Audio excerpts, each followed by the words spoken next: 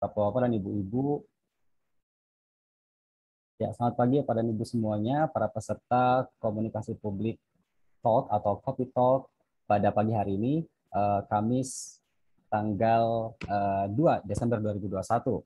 Copy Talk adalah acara kegiatan webinar yang diadakan oleh Bidang Komunikasi Publik Dinas Kominfotik Pemprov DKI Jakarta, dan pada hari ini sudah memasuki season yang kelima, jadi sudah penyelenggaraan yang kelima. Ada yang istimewa dari penyelenggaraan Copy Talk kita pada kali ini, yaitu bertepatan dengan perayaan acara Ini Jakarta, yaitu sebuah acara perayaan komunitas yang akan dilakukan pada tanggal mulai besok, tanggal 3 sampai dengan tanggal 5 di lapangan Banteng. Dan tema yang diangkat pada Kopi Talk kita kali ini juga tidak biasa, yaitu tentang bagaimana caranya kita memahami dan mengetahui lebih lanjut tentang street photography. Jadi kita akan melakukan workshop atau pelatihan mengenai fotografi dengan mengkhususkan kepada street fotografi yang ada di Jakarta. Lalu kita akan arahkan juga setelah sesi workshop ini, kita akan hadir bersama di lokasi Ini Jakarta pada hari Sabtu tanggal 4 Desember 2021 di lapangan Banteng di acara Ini Jakarta. Baik, pada kesempatan kali ini sudah hadir bersama kita narasumber atau pemateri yang akan membagikan pengalamannya kepada kita semua terkait street photography. Saya akan membacakan CV-nya. Beliau bernama Mas Yuliandi Kusuma. Selamat pagi, Mas Yul, apa kabar? Pagi Mas Guntur, pagi teman-teman semua, Ya. salam sehat selalu. Mas Yul ini adalah seorang fotografer profesional untuk landscape, perjalanan, dan arsitektur. Beliau sudah lebih dari 10 tahun di industri media dan fotografi berlisensi internasional. Kemudian beliau juga merupakan penulis berbagai buku fotografi, buku bestseller tentang fotografi yang diterbitkan oleh berbagai penerbit. Beberapa bukunya diterjemahkan dan didistribusikan ke luar negeri, diantaranya ke Malaysia. Juga beliau berpengalaman sebagai juri lomba foto dan tutor atau desain fotografi, serta workshop dan seminar-seminar. Baru-baru ini beliau bekerja sebagai editor Departemen National Geographic Indonesia, menangani berbagai majalah visual dan fotografi yang diterbitkan oleh grup majalah Kompas Gramedia. Jadi tepat rasanya kalau untuk sesi kita kali ini kita mengundang Mas Yuliandi Kusuma sebagai pemateri atau narasumber untuk Copy Talk kita di sesi kelima ini. Saya ucapkan terima kasih atas kehadiran Bapak Ibu semua dari OPD-OPD dari Pemprov DKI Jakarta, juga dari Sudin, juga dari komunitas-komunitas fotografer yang sudah menyempatkan diri untuk hadir pada sesi workshop kita kali ini. Langsung saja tanpa berpanjang lebar, sesi selanjutnya adalah saya akan menyerahkan kepada Mas Yul untuk memberikan materi terkait dengan street fotografi. Tapi sebelum itu saya minta kepada Bapak Ibu semua untuk kalau bisa mengaktifkan kameranya dan menonaktifkan suaranya selama workshop ini berlangsung. Kemudian nanti kalau ada pertanyaan bisa dilakukan di sesi tanya jawab atau dari sekarang sudah bisa ditanyakan di kolom chat. Silahkan Mas Yul. Oke, terima kasih. Selamat pagi teman-teman semua. Semoga dalam keadaan sehat selalu, dalam keadaan happy selalu, bahagia. Apa kabarnya? Salam kenal. Saya Yuliandi. Ntar panggil aja Yul. Ntar mungkin Mas Gun kita sesinya mungkin lebih santai ya Mas Gun ya. Ya, kita santai saja. Ntar kalau ada yang mau tanya di sela-sela saya sharing bisa jump in ya. Nanti. Siap. Bisa jump in langsung ya. Iya, boleh jump in langsung. Ntar kalau tanya-tanya monggo kalau gitu. Oke. Yang seperti Mas Gun bilang, saya diminta sharing soal street fotografi. Saya share ya Mas dan Mbak. Udah kelihatan? Kelihatan Mas, monggo. Oke. Street fotografi mungkin teman-teman juga di sini ada yang suka, ada yang senang motret ketika ada di jalan atau lagi jalan-jalan dan lagi beraktivitas sambil kerja dan lain-lain, dan mungkin sudah sering melakukannya. Mungkin ini saya ingin ngejabarin serunya dan bagaimana sebenarnya teknik dari si street fotografi ini. Saya kasih judul ini, sebenarnya memang kalau street fotografi banyak orang percaya kalau street fotografi itu memang salah satu genre fotografi yang memang ditujukan untuk mendokumentasikan sebuah kota, karena aktivitas di jalanan itu pasti tidak terlepas dari aktivitas kota. Street photography itu apa sih teman-teman? Mungkin kalau teman-teman tahu ada banyak genre di fotografi. Ada yang what fotografi, itu artinya motret apa gitu ya. Itu genrenya tergantung apa yang difoto, misalnya motret makro, motret landscape dan lain-lain. Kalau ada lagi genre yang base-nya dari where fotografi, di mana dia difoto. Nah, street photography itu adalah salah satu genre yang berbasisnya dari where fotografi tadi, yaitu di mana dia memotret atau merekam. Nah, kalau sebagai harafiahnya sih, street photography itu adalah merekam momen menarik yang ada di jalanan atau di public space atau ruang publik, kayak gitu. Terus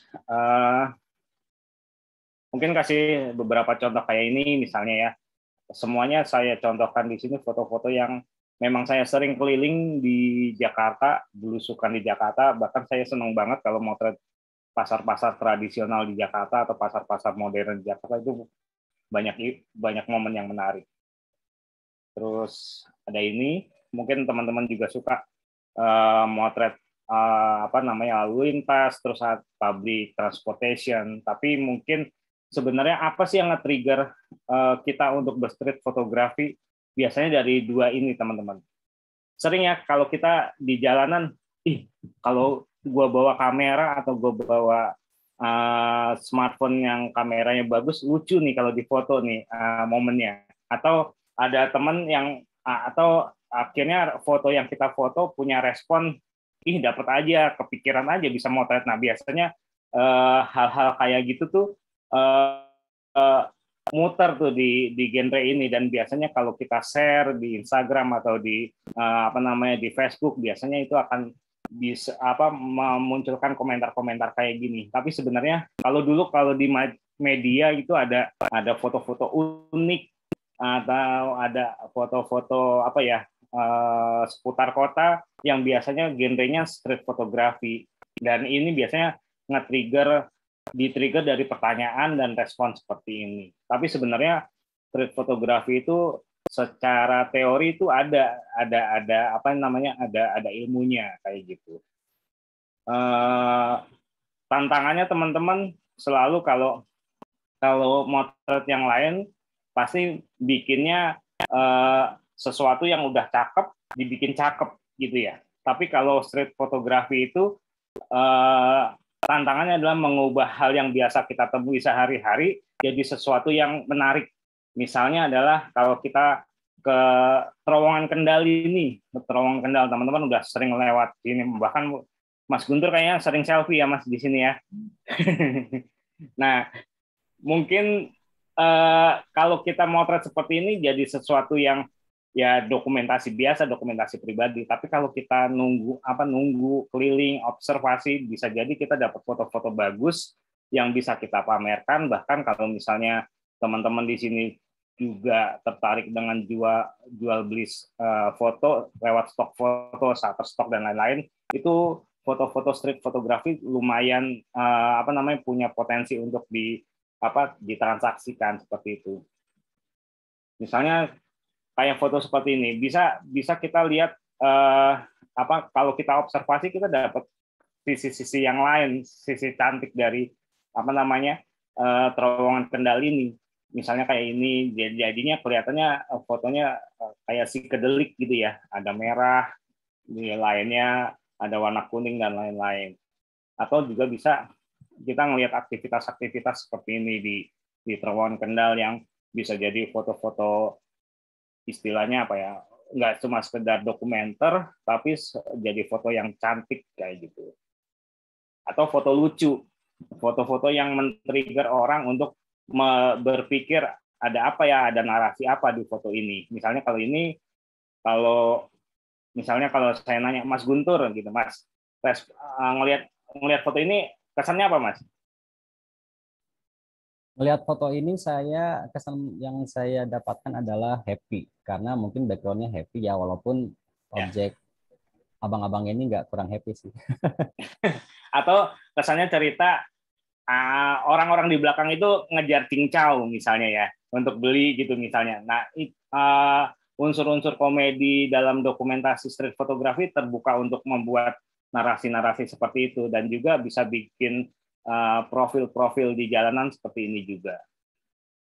Nah, dampak lainnya street photography itu teman-teman sebenarnya banyak banget.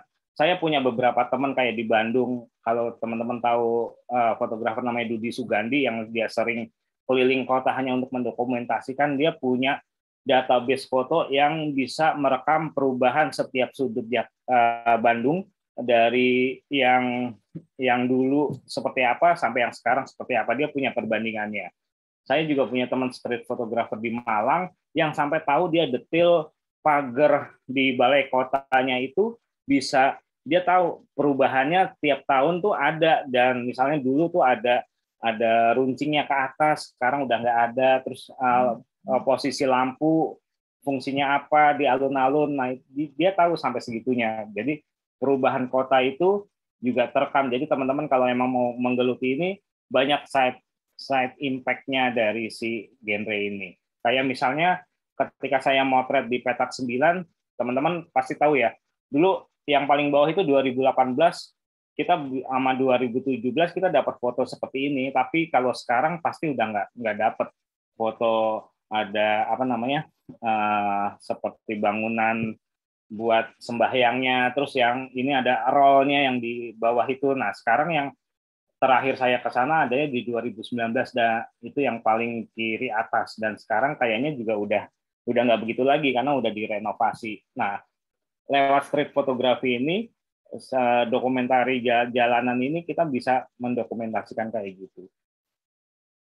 Nah, seperti ini juga ketika MRT lagi dibangun, kita bisa dapat foto-foto jalanan juga yang dulu ternyata terowongannya di dalam tuh kayak gini ya sebelum dipasang rel. Sekarang beda lagi. Nah, kebetulan nih dulu saya berkesempatan motret di bawah dan apa namanya? Scene-nya bagus banget adegannya. Jadi ini bisa jadi apa ya? Salah satu foto saya yang bisa melihat perubahan Jakarta dulu dan sekarang. Nah, teorinya gini teman-teman. Bapak street fotografi itu namanya Henry Carter Grayson. Dulu dia juga yang menemukan mengembangkan fotografi jurnalistik. Intinya adalah kalau street fotografi itu ngejar momen, teman-teman. Jadi istilahnya decisive moment. Jadi memotret dalam waktu yang tepat. Jadi kita di sini bermain nggak cuma teknik, tapi intuisi motret. Dan juga apa namanya, apa yang ada di kepala kita juga bisa kerekam di foto dan juga diterjemahkan di foto. Misalnya kalau decisive moment, ini contohnya, ini foto paling terkenal dari Henry Carter Grayson yang seakan-akan orang melayang di air, padahal ketika dia memotret pas saat si orangnya itu sebelum jatuh kakinya ke genangan air. Nah, ini yang disebut decisive moment. Ketika mata, tombol tangan saat menekan tombol, dan juga adegan di depan kita. Dan serunya di situ. Jadi teman-teman mau ngelihat foto itu berhasil atau enggak, ngelihat decisive moment yang terekam di kamera dan juga narasi yang tampil di foto tersebut. Nah, ini contohnya dia foto Henry Carter Grayson juga. Ini momennya pas banget ketika burung terbang, ada orang naik tangga, dan ini jadi satu komposisi yang bagus. Nah, teman-teman mungkin ngelihat motret jalanan apa sih? Cuma motret di jalanan, tapi tantangannya yang seperti saya sebutkan tadi adalah apa namanya? Gimana bikin foto yang punya cerita, bisa punya efek wow kayak tadi ya. Kok bisa sih motret kayak gini gitu ya responnya? Kok kepikiran aja, kok dapat aja. Nah, itu sebenarnya semuanya hasil dari imajinasi kita dan juga imajinasi viewer yang melihat foto kita. Jadi fotografer dan penyimak foto itu sama-sama mikir. Saya ajak teman-teman di sini berimajinasi dengan foto-foto dari fotografer street internasional yang berikut. Apa yang kepikiran sama teman-teman? Mas Gun mungkin Aduh, Pak ini mungkin agak ini ya Pak, ininya. agak porno ya. Imajinasinya agak vulgar ya. agak agak lebar ya jadinya. Nah, tapi ini yang sering kita temuin. Jadi banyak adegan di jalanan yang kalau kita rekam tuh, bisa begitu ya, atau seperti ini. Ini kayak badan nyambung tapi terpisah, tapi padahal ini sebenarnya dua orang yang berbeda bermain di pantai gitu ya. Terus ada juga ini misalnya dalam momen yang tepat si ibu-ibu ini lewat di depan pohon yang tepat, jadi seakan-akan dia punya tanduk.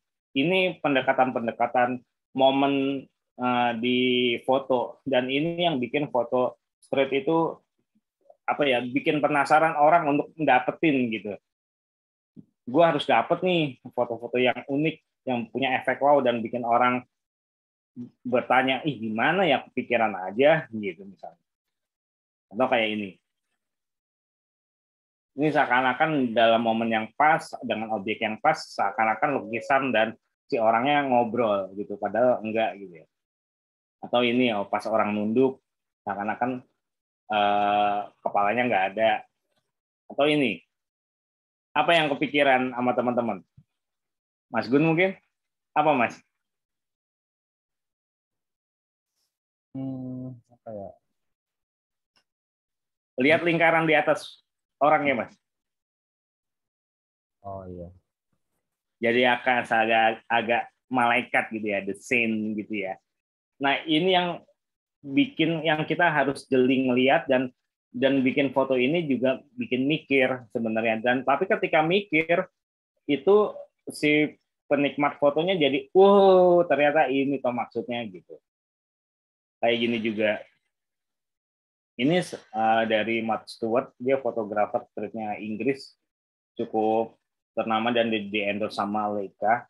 Dan dia punya mata yang sangat nakal, kepala yang sangat nakal ketika ngelihat adegan-adegan di jalanan.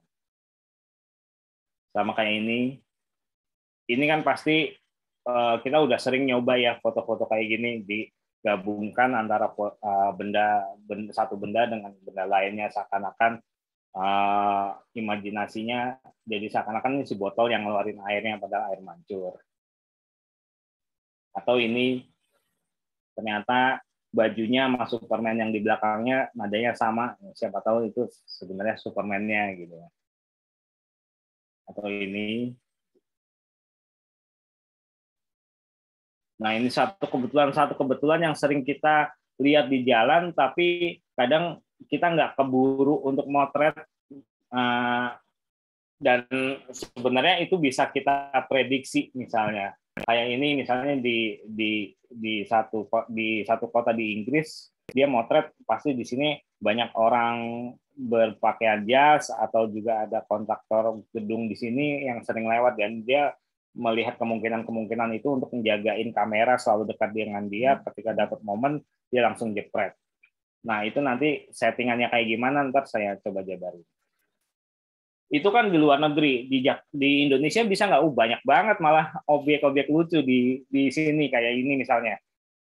Saya motretnya di Pramuka, dan saya nggak tahu kenapa tiba-tiba ada tulisan dewasa di kerangkeng ini, dan saya coba cari momen si burungnya itu emang berlaku agak dewasa. Jadi dia suka lovebird ini, suka apa, cuddling sama burung di sampingnya. Jadi saya coba paskan. Terus misalnya ini di depan Sarina saya foto, dan adegan ini saya coba rekam seakan-akan kepalanya jatuh copot, dan si Hello Kitty ini nyari-nyari kepalanya gitu. Tapi ini momennya emang sangat cepat, jadi saya coba ngira-ngira ini copot, dia pasti buka baju, seakan-akan kepalanya nggak ada, pasti lucu nih. Ya udah saya tungguin, akhirnya dapet. Atau kalau ke Kota Tua, adegan-adegan manusia-manusia unik di sana, manusia batu atau manusia cosplay itu seringkali kita padu-padankan dengan yang lain, juga jadi adegan-adegan lucu.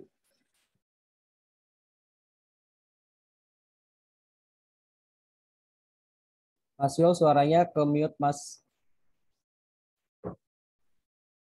Ya, Oke, sorry Mas.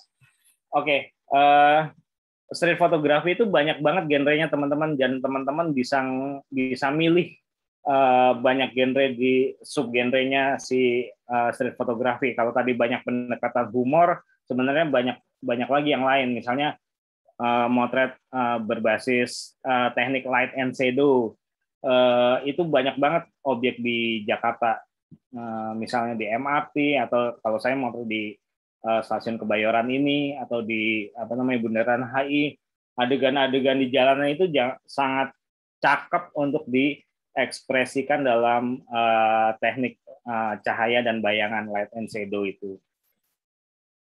Atau ini di lapangan Banteng ini. Terus humor, ini pendekatan street fotografi yang banyak banget dipakai sama teman-teman pengguna penyuka street fotografi. Di luar negeri pun juga banyak banget yang bermain di sini. Kalau di Indonesia bisa nggak sih kayak gini? Kalau saya ngelihat, malah saya seringnya kalau turun ke jalan bawa kamera yang ringkes, praktis, pasti saya sering nemuin adegan-adegan yang buat saya lucu, asalkan kita siap-siap aja si kamera untuk bidik. Kayak ini misalnya. Terus ini saya foto di Keramat Jati baru yang modern. Ada beberapa adegan di situ. Kalau pagi kita ngelihat yang lucu-lucu, ini di Blok M, kebetulan ada tulisan ini, terus tiba-tiba saya ngelihat ada orang tidur di situ, dan pas banget tulisannya, misalnya bentar lagi enak, dia lagi tidur di situ, tapi tulisannya pas, saya langsung bidik. Atau ini di Kota Tua, jadi dalam berbagai perspektif kita bisa bermain-main imajinasi kita dengan objek-objek yang di depan kita. Ini saya andaikan si balon-balon itu seperti kepala orang yang naik sepeda tersebut. Atau genre lain ada dari street fotografi, subgenrenya itu ada motret crowd. Banyak juga teman-teman di Jakarta yang suka street mainnya di adegan-adegan ekspresi orang yang di keramaian. Misalnya kayak gini, ini contoh di luar.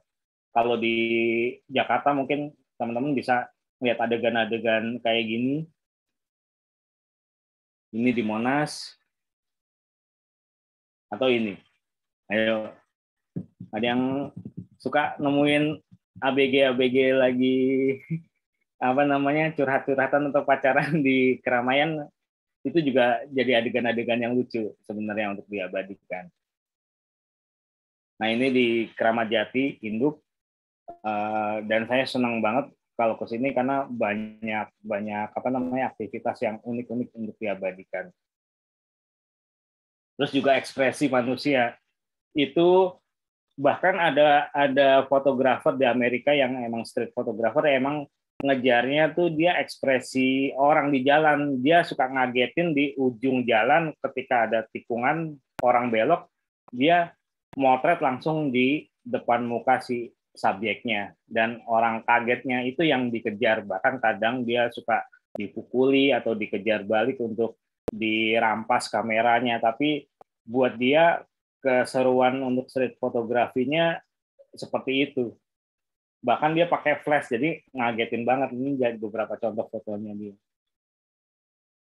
Kita juga kalau di Jakarta ya bisa banget. Banyak profil-profil, kita istilahnya street portrait istilahnya, profil yang bisa difoto di jalanan itu berseliweran ketika kita jalan, ketika kita beraktivitas. Hanya saja challenge-nya untuk memotret profil ini agak lebih tinggi daripada subgenre street fotografi yang lain, karena kita butuh approaching, terus pendekatan, mau nggak sih orang itu difoto. Nah, itu kadang jadi challenge-nya. Kebetulan karena base saya di jurnalistik, saya teknik-teknik itu udah terbiasa, makanya ketika ketemu di jalan ngobrol, ngobrol sebagai approaching itu biasanya saya gunakan untuk bisa bikin street portrait kayak gini. Dan rata-rata banyak kok yang mau dibikinin street portrait gini, dan mereka dengan senang hati ketika disodorin kameranya hasilnya mereka udah happy. Bahkan lebih happy lagi kalau kita misalnya bawa printer instan gitu terus kita kasih ke orangnya, dia lebih happy lagi. Dan banyak orang di jalan di Jakarta yang masih ramah kok untuk difoto seperti ini. Atau kita bikin candid kayak gini. Ya artinya memang foto-foto kayak gini jadi kepuasan tersendiri, tidak untuk dipublikasikan dengan luas karena mungkin jadinya sensitif. Ada beberapa foto fotografi yang sensitif untuk dipublikasikan. Tapi sebagai kepuasan pribadi untuk menemukan momen-momen unik di jalanan, ini jadi salah satu yang menurut saya jadi foto yang unik buat yang pernah saya dapetin. Terus yang paling sering kalau anak muda, anak milenial sekarang, kalau main street fotografi itu base-nya di grafis komposisi. Jadi foto-foto cantik berbasiskan dengan bentuk-bentuk atau bentuk ruang, bentuk desain yang ada di jalanan untuk diabadikan. Ini saya di Pantai Indah Kapuk, saya ngelihat dari atas, ternyata komposisinya bagus antara laut dan pohon kelapanya, dan juga ada tukang ojolnya. Saya coba abadikan, dan ini coba saya praktekkan komposisi yang konsepnya aerial tapi high angle tapi buat street fotografi. Ntar kalau teman-teman di lapangan Banteng juga bisa banyak banget eksplorasi dari street fotografi yang berbasis di komposisi grafis ini. Atau ini saya motretnya pakai teknik continuous shooting, bikin blur si kereta, tapi orang-orang di belakang sana yang masih nungguin masih bisa terlihat. Atau bermain dengan teknik seperti ini. Ini namanya multiple exposure. Jadi ada dua file foto yang digabungkan dan bikin jadi jadi satu kesatuan foto yang kelihatannya artistik, karena ada siluet orang dan juga ada siluet dari bangunan. Nah, ini salah satu genre street fotografi juga. Nah, kita lanjut. Sebenarnya ngomongin street fotografi, dari tadi kita ngomongin banyak momen, tapi juga sebenarnya teman-teman bisa eksplorasi dari sisi komposisi, karena banyak tempat juga di Jakarta yang dari sisi komposisi bisa dieksplor. Buat saya, misalnya di area Sudirman, terus di Tamrin, dan juga di beberapa tempat lainnya yang sekarang udah istilahnya ada fotogenik banget ya, Instagramable, itu bisa dieksplor banget buat bikin street fotografi yang cantik-cantik seperti ini.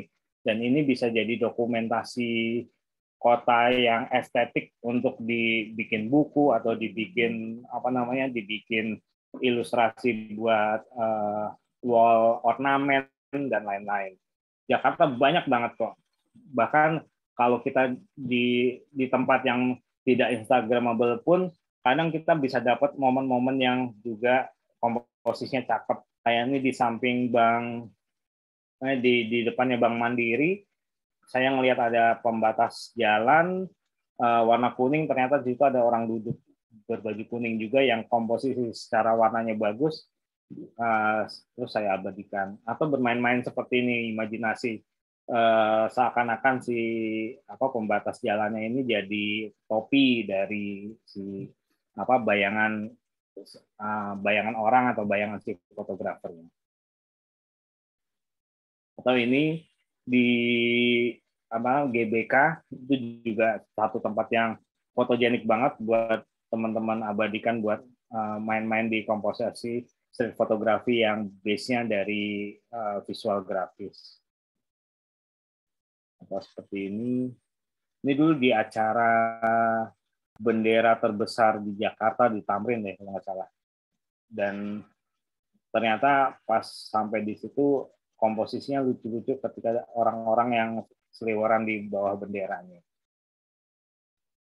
Nah, kita masuk ke teknis, teman-teman. Tadi udah dapat banyak inspirasi ya teman-teman, Mas Guntur dan teman-teman semuanya. Mungkin, oh ternyata street fotografi pendekatannya kayak gini ya. Orang di jalan di foto, bisa jadi itu street fotografi, tapi ujungnya itu street fotografi seperti saya bilang tadi, ada efek wow, ada efek narasi yang ternyata kalau kita mikir lebih dalam, ada satu cerita di balik foto tersebut. Nah, itu yang pengen kita cari di street fotografi ini. Nggak sekedar ada orang di jalan kita jepret, tapi ada prosesnya. Kalau saya bilang street fotografi itu prosesnya cukup panjang. Ada observasi, ketika berobservasi kita ngelihat sebuah spot gitu ya. Oh kayaknya lucu nih, menarik nih. Tapi lucu menariknya itu diturunin lagi. Ada apa di sini? Ada aktivitas apa lagi ada di lokasi ini? Terus ada kemungkinan-kemungkinan lain apa lagi yang di sini, misalnya terowongan Kendal. Kalau siang hari ya cuma orang lalu lalang yang kita foto, tapi kalau udah menjelang maghrib jam 6 ke atas, kita bisa bermain dengan foto-foto yang warna-warni, pakai nuansa color gitu ya, dengan lampu-lampu yang ada di situ. Nah, setelah observasi selesai, kita berpikir untuk komposisi foto yang bagus tuh kayak gimana. Ketika komposisi yang bagus kita udah dapet, ya kita memprediksi tadi aktivitas-aktivitas tadi, apa yang bakal lewat di sini, apa bakal terjadi di sini, dan kemudian dilanjutkan dengan menunggu sih. Kalau saya sih ngelihat street fotografi yang hasilnya bagus itu adalah proses observasi dan menunggu yang sabar dari si fotografernya, karena nggak semua momen itu bisa dapat jadi bagus ketika kita bidik. Nah, contohnya ini teman-teman. Ketika kita ngelihat objek ini, mungkin apa sih yang bagus gitu ya, tapi kita bisa ngelihat kemungkinan-kemungkinan apa aja yang akan lewat di depan sini. Kalau saya berpikir ini akan bagus kalau misalnya ada orang lewat di depan background ini yang relate sama apa yang tampil di gambar billboardnya gitu ya. Saya coba tunggu, saya coba komposisi, ternyata ada sisi lain yang bagus, ada beberapa gambar orang nelpon di billboardnya, tapi ini kalau saya tambahkan orang lain yang lewat ya hasilnya ya biasa aja, cuma apa sih foto ada billboardnya doang dan lain-lain. Saya coba jepret beberapa kali ada orang lewat dan lain-lain, dan akhirnya saya kepikiran kalau misalnya ada orang yang nelpon juga lewat di sini, itu pasti akan relate banget sama background-nya. Nah, itu yang akhirnya saya kejar, dan akhirnya saya dapetin ada orang lewat di situ, dan kebetulan banget orang itu pakai baju merah yang senada dengan si background-nya, dan ini jadinya ultimate result-nya jadinya. Jadi background-nya bercerita tentang apa, relate dengan objek yang di depan kita. Dan ini akhirnya membentuk sebuah narasi yang bisa dibaca sama si audiens atau penyimak foto kita. Jadi orangnya kalau kita nampilin foto gini aja, apa sih ini foto orang lewat. Tapi kalau kita ngeliat ini, kok pas ya ada orang nelpon, belakangnya nelpon, terus bajunya sama-sama merah. Nah, itu sih yang jadi kelebihan dari si foto ini. Oke, terus kalau untuk ngejar momen-momen kayak gitu, akhirnya ribet dong ya Mas. Saya harus mikir banyak setting di kamera, tapi juga harus mikir observasi di lapangan. Nah, yang saya lakukan adalah meminimalkan setting di kamera, tapi lebih banyak bekerja dengan mata dan kepala saya untuk berobservasi. Makanya kita minimalkan settingan kameranya. Nah, yang biasa saya pakai di sini, teman-teman, kalau teman-teman pakai kamera digital, di situ ada settingan manual, ada otomatis, dan juga semi otomatis. Nah, yang saya lebih senang pakai itu semi otomatis. Kalau teman-teman pakai, ada aperture priority, ada shutter priority. Aperture priority itu base-nya lebih ke pengelolaan aperture, shutter priority itu base-nya lebih pengaturan shutter speed. Nah, karena momen yang kita kejar, kita ngelolanya di shutter priority atau shutter speed-nya. Jadi saya lebih pakai modenya shutter priority. Nanti saya jabarin kayak gimana itu shutter priority. Terus lensanya bebas sih sebenarnya. Mau pakai zoom, mau pakai lensa fix, bebas teman-teman mau pakai. Tapi saya lebih milih lensa fix karena saya lebih milih zoom kaki. Mas Gun tahu zoom kaki, Mas? Enggak, Mas, enggak tahu. Zoom kaki itu maju mundur, Mas. Jadi orangnya yang maju. Jadi kurang lebar mundur, kurang close up maju. Jadi lebih zoom kaki. Jadi saya nggak terlalu mikirin zoom si lensanya. Terus tapi lensa bebas, teman-teman mau pakai apa aja. Terus kontrol terang gelap. Gelapnya kayak gimana dong, Mas? Kalau saya mau bikin light and shadow tadi, saya harus ngatur pakai manual dong biar shutter speed-nya diturun dicepetin, aperture-nya nggak usah repot kayak gitu. Kita bisa pakai yang namanya exposure compensation yang ada di semua kamera termasuk handphone. Namanya EV compensation. Nah, itu nanti yang akan membantu teman-teman nggak usah repot-repot ngatur terang gelapnya si foto.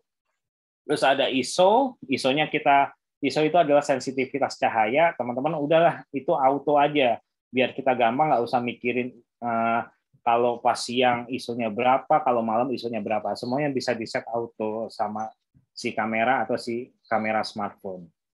Dan yang pasti sepatunya yang harus nyaman. Nah, ini shutter priority teman-teman. Kalau teman-teman lihat di sini selalu di kamera atas tuh ada MASP. M itu manual, A itu aperture priority, S itu shutter priority, P itu program. P sama auto tuh udah mirip-mirip, mirip automatic. Tapi kalau P itu nggak mengaktifkan flash-nya, auto mengaktifkan flash kalau dibutuhkan. Kalau teman-teman pakai merek Canon, S ini diganti jadi TV. Nah, manual itu kita mikirnya ribet. Mau harus ngatur shutter speed-nya berapa, aperture-nya berapa. Tapi kalau yang lain yang semi otomatis yang A dan S ini aperture priority ini kita tinggal mengatur aperture-nya. Ini teman-teman kalau mau motret belakangnya bokeh atau belakangnya jelas pakainya ini. Misalnya saya mau motret Mas Guntur di sini belakangnya bokeh. Jadi aperture-nya saya atur jadi F-nya 1.8 atau F2 biar bokeh. Nah, kamera itu selalu seimbang. Kita atur shutter speed dan aperture.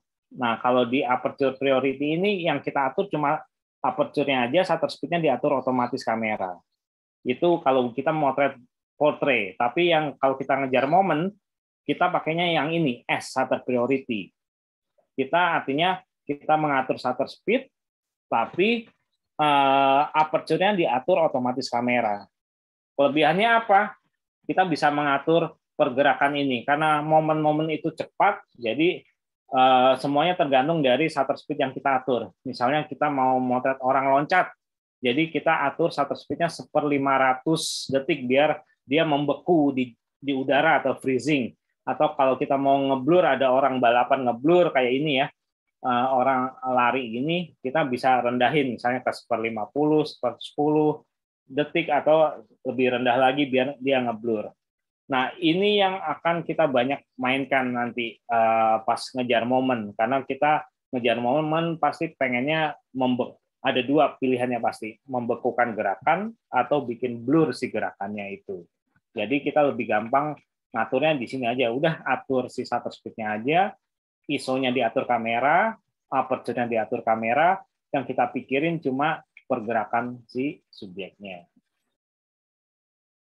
Oke, nah ini ada lagi EV atau exposure compensation. Teman-teman kalau pakai HP pasti ada ini ya, suka motret ada terang gelap atau plus minus. Nah ini fungsinya buat memperterang atau mempergelap. Kalau di kamera ada plus minusnya di sini. Nah kalau misalnya konsepnya nanti di lapangan banteng, saya mau motretnya orangnya jadi siluet, terus sekitarnya lebih redup cahayanya, ya udah kita bikinnya EV-nya tinggal diatur minus atau plus. Ini hanya kebutuhan tertentu saja.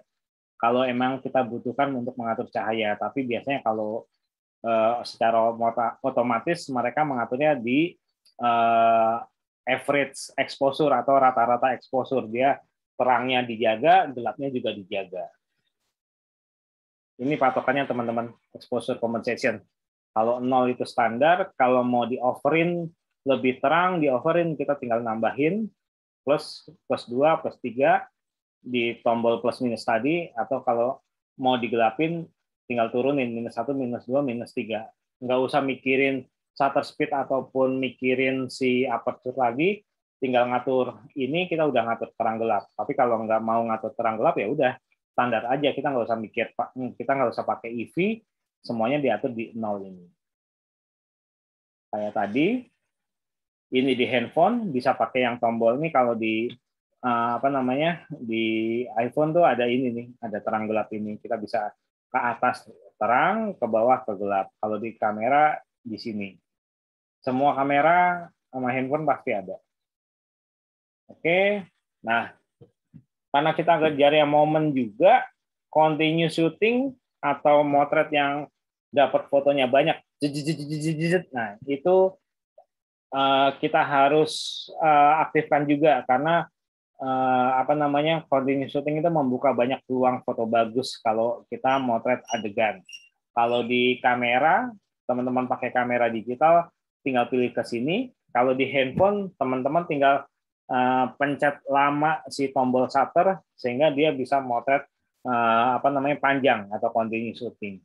Dan ini kalau kita terutama ketemu objek yang banyak bergerak, misalnya pelepasan balon di udara, itu kan pasti butuh adegan-adegan yang kita rekam dan kita pilih bagus gitu ya.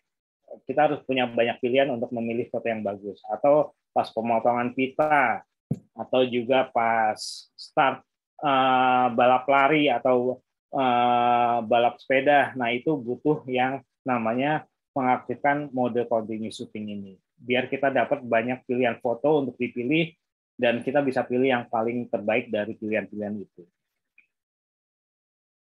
Nah, ini contohnya saya bikin panning di jalan di Sudirman, saya pakai continue shooting atau motret ini. Pasti kalau motret di nerbangin burung di petak 9 pasti harus pakai continue shooting biar dapat fotonya bagus.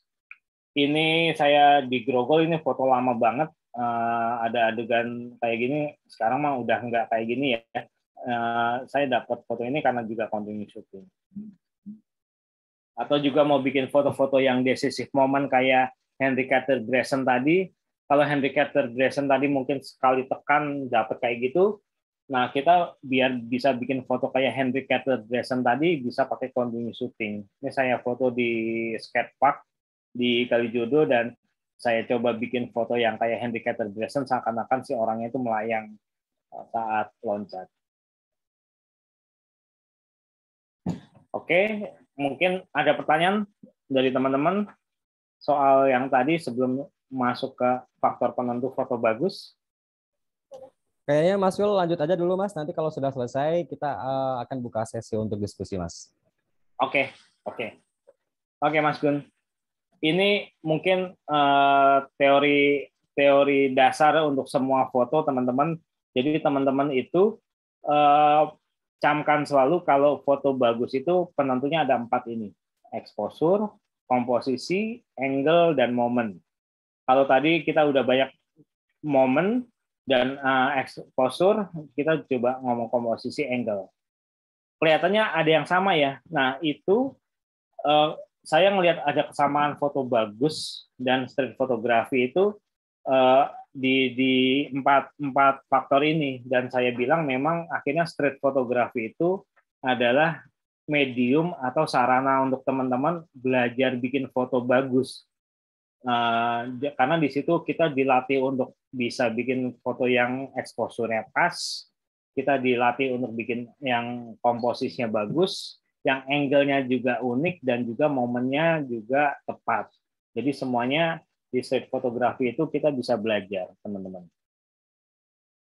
Terus kalau exposure ya tadi saya bilang paling gampang memang pakainya semi otomatis. Teman-teman bisa pakai P.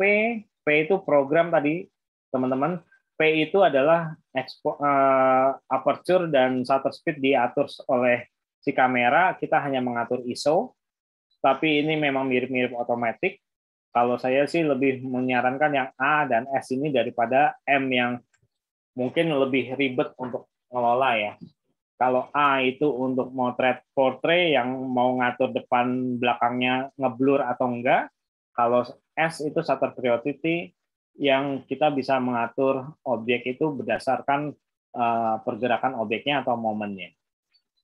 Ini semua udah pasti teman-teman nggak usah mikirin karena exposure-nya pasti sudah pas diatur kamera. Karena kamera handphone dan kamera digital sekarang udah pinter-pinter, jadi nggak kayak kamera analog zaman dulu yang memang harus kita atur lebih lebih kompleks. Soal komposisi, basicnya ini teman-teman bisa pakai prinsip rule of third yang sering dipakai banyak orang. Jadi sebenarnya foto bagus itu bukan yang objeknya di tengah, tapi adalah objeknya yang ditaruh di titik-titik pandang penikmat foto. Dan dari ini sebenarnya teori ini dari Leonardo da Vinci saat melukis, dan ini base-nya selalu ada di kamera. Jadi teman-teman kalau misalnya ngaktifin grid atau ngaktifin kamera grid di smartphone ataupun di kamera digital, pasti selalu ketemu garis-garis kayak gini ya. Ada dua garis horizontal, ada dua garis vertikal. Itu yang namanya rule of third, teman-teman. Bukan berarti itu nggak ada fungsinya. Jadi untuk menerapkan itu kita selalu menempatkan objek itu di persimpangan antara garis vertikal dan horizontal. Nah, itu namanya rule of third. Ada juga frames. Frames itu kita membuat ada objek di depan objek utamanya. Jadi misalnya teman-teman kemana ya? Misalnya ke Kota Tua, terus mau motret Museum Fathahillah dari jendelanya Cafe Batavia. Nah, itu yang istilahnya tekniknya komposisinya framing. Jadi si jendela itu akan jadi bingkai untuk si Museum Fathahillah. Nah, itu istilahnya framing. Ada juga leading lines atau garis pandu. Ini kayak kita gambar zaman dulu waktu kecil SD, ada jalanan, ada gunung dua, ada matahari di antara gunungnya. Nah, itu konsepnya namanya leading lines. Jadi mata si penikmat fotonya diarahkan dari jalanan menuju ke matahari yang di antara gunung. Nah, ini konsep komposisi yang ada di foto. Dan juga ada juga background atau foreground. Kita memberi objek tambahan di depan objek utamanya. Ini konsepnya namanya foreground composition. Ini penerapan di rule of third untuk di street photography, dan ini penerapan di leading lines di street photography. Dan buat saya, teman-teman nanti ketika motret di lapangan Banteng bisa menerapkan dua komposisi ini, dan pastinya banyak juga komposisi leading lines yang menurut saya menarik ini diterapkan di lapangan Banteng, karena banyak bentuk-bentuk yang sifatnya kayak garis pandu seperti ini. Terus angle, teman-teman. Teman-teman ntar jangan ragu untuk eksplorasi angle ketika di lapangan Banteng. Jadi bisa dari high angle atau atas. High angle itu punya efek membuat objek itu luas, terus membuat subjek itu terasa kecil. Nah, itu kalau memang ingin narasi dalam fotonya membuat seperti itu bisa pakai high angle. Tapi kalau misalnya mau bikin subjek fotonya tuh terkesan besar, gagah, terus megah, misalnya, itu kita bisa pakai low angle. Jadi misalnya mau motret patung gitu ya. Kalau motret patung, kalau kita dari sisi atas, patung itu akan terkesan kecil. Tapi kalau kita motretnya dari sisi bawah ekstrim, dia akan jadi megah dan apa namanya, meraksasa gitu ya. Itu bisa dimunculkan dalam foto teman-teman. Dan juga momen.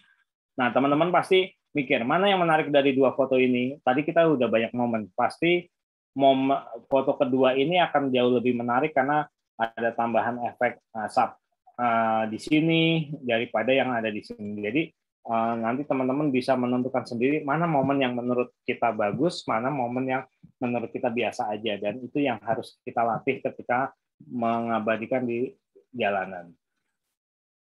Nah, ini beberapa contoh. Kalau misalnya orang ini nggak nengok ke arah billboardnya, pasti foto ini akan jadi biasa aja dan nggak terkesan si orang di billboard ini ngagetin si orangnya ini. Kalau dia menghadapnya ke depan misalnya. Dan momen kayak gini juga akan terbiasa aja kalau nggak ada dua orang yang beda sendiri, yang lain pakai payung, yang ini dia pacaran dan si cowoknya melindungi si ceweknya pakai jaket. Ini juga momen ketika mataharinya tidak ada di posisi orang ini, bisa jadi ini jadi foto panjat pinang yang biasa aja. Ini di lapangan banteng. Ini saya coba posisikan gimana kalau balon ini jadi aksesoris di kepala dia dan akhirnya keluar air dari sini. Itu kan jadi foto yang bisa bikin efek wow. Dan juga ini misalnya orang lewat di lapangan banteng ya bisa seperti apa aja kita foto, tapi misalnya kalau kita paskan misalnya ini seakan-akan patungnya menopang dagunya si orang lewat ini, ya bisa jadi sesuatu yang ceritanya beda. Itu sih teman-teman teori dan paparan soal street fotografinya. Mungkin saya coba slideshow beberapa yang mungkin bisa jadi referensi buat teman-teman nanti hunting. Ini saya hunting di Sunda Kelapa beberapa waktu lalu. Hal-hal unik ini tidak hanya si orangnya yang lagi pipis, tapi juga perpaduan hijau dan hijaunya itu juga bisa jadi komposisi warna yang buat saya lebih menarik kalau kita abadikan. Merah dan merahnya di kapal dan merah kaosnya juga. Ini adegan di orangnya. Ini saya coba mau refleksi di spion. Ini ternyata juga tukang servis kapal di sana juga pakai alat bantu buat pernafasannya juga sangat simpel, hanya pakai selang kayak gini. Ini momen yang saya coba abadikan. Ini saya bermain komposisi dari orang yang lagi ngangkut barang-barang di kapal. Terus ini selain Sunda Kelapa tadi, saya coba MRT itu juga jadi subjek spot foto yang sangat menarik buat saya. Ini beberapa pakai handphone. Bermain leading lens. Ini yang namanya leading lens, teman-teman. Ada garis pandu, ketika orang melihat si subjek utamanya ini, dia dipandu dengan garis-garis ini. Seperti ini juga. Ini saya coba buat blur. Saya pakai shutter speed rendah buat bikin pergerakan di MRT station ini. Terus bikin framing. Ini framing namanya komposisinya. Jadi jendelanya ini jadi frame untuk pemandangan di belakangnya. Ini main slow speed. Ini juga main slow speed. Nah, sebagai penutup, mungkin teman-teman ini yang bisa jadi pemicu buat teman-teman buat bermain dengan street fotografi, karena kita di sini belajar beraksi tanpa mikir banyak setting sebenarnya kalau di street fotografi, terus belajar berlatih observasi, melihat satu tempat apakah ada sisi yang menarik dan sisi yang terlewat ketika sehari-hari melewatinya. Itu kita bisa berlatih observasi dengan street fotografi dan motret tanpa banyak mikir. Yang penting oh ini lucu, ini bagus, komposisinya keren, terus ini jarang ada orang lihat, ya udah dibidik. Dan pastinya kita juga belajar sensitif dengan komposisi dan momen yang bagus dimanapun kita berada. Saya selalu membiasakan diri saya untuk belajar motret dari dulu dengan street fotografi ini, dengan selalu ada kamera handphone atau kamera pocket di kantong saya kemanapun pergi buat belajar sensitif dengan komposisi dan momen ini sih. Gitu teman-teman, sharing dari saya. Terima kasih. Nanti kalau ada pertanyaan-pertanyaan di sesi tanya jawab, monggo saya terbuka, dan kalau mau DM nanya-nanya, monggo silahkan, saya bisa dengan senang hati menjawab pertanyaan teman-teman. Begitu Mas Guntur. Terima kasih teman-teman semuanya. Ya, terima kasih Mas Yul atas paparannya yang sangat komprehensif, lengkap, dan memberikan kita banyak inspirasi, banyak referensi juga tentang foto-foto yang bertemakan street photography. Kita jadi terbuka ya, kita jadi tahu bahwa memang street photography itu bukan hanya semata-mata memoto jalanan atau memoto aktivitas di jalanan, tapi satu hal yang saya garis bawahi di sini adalah yang paling dasar adalah bahwa street photography itu ada ilmunya. Dan yang paling penting adalah street photography itu berdampak. Tadi yang disebutkan oleh Mas Yul ya.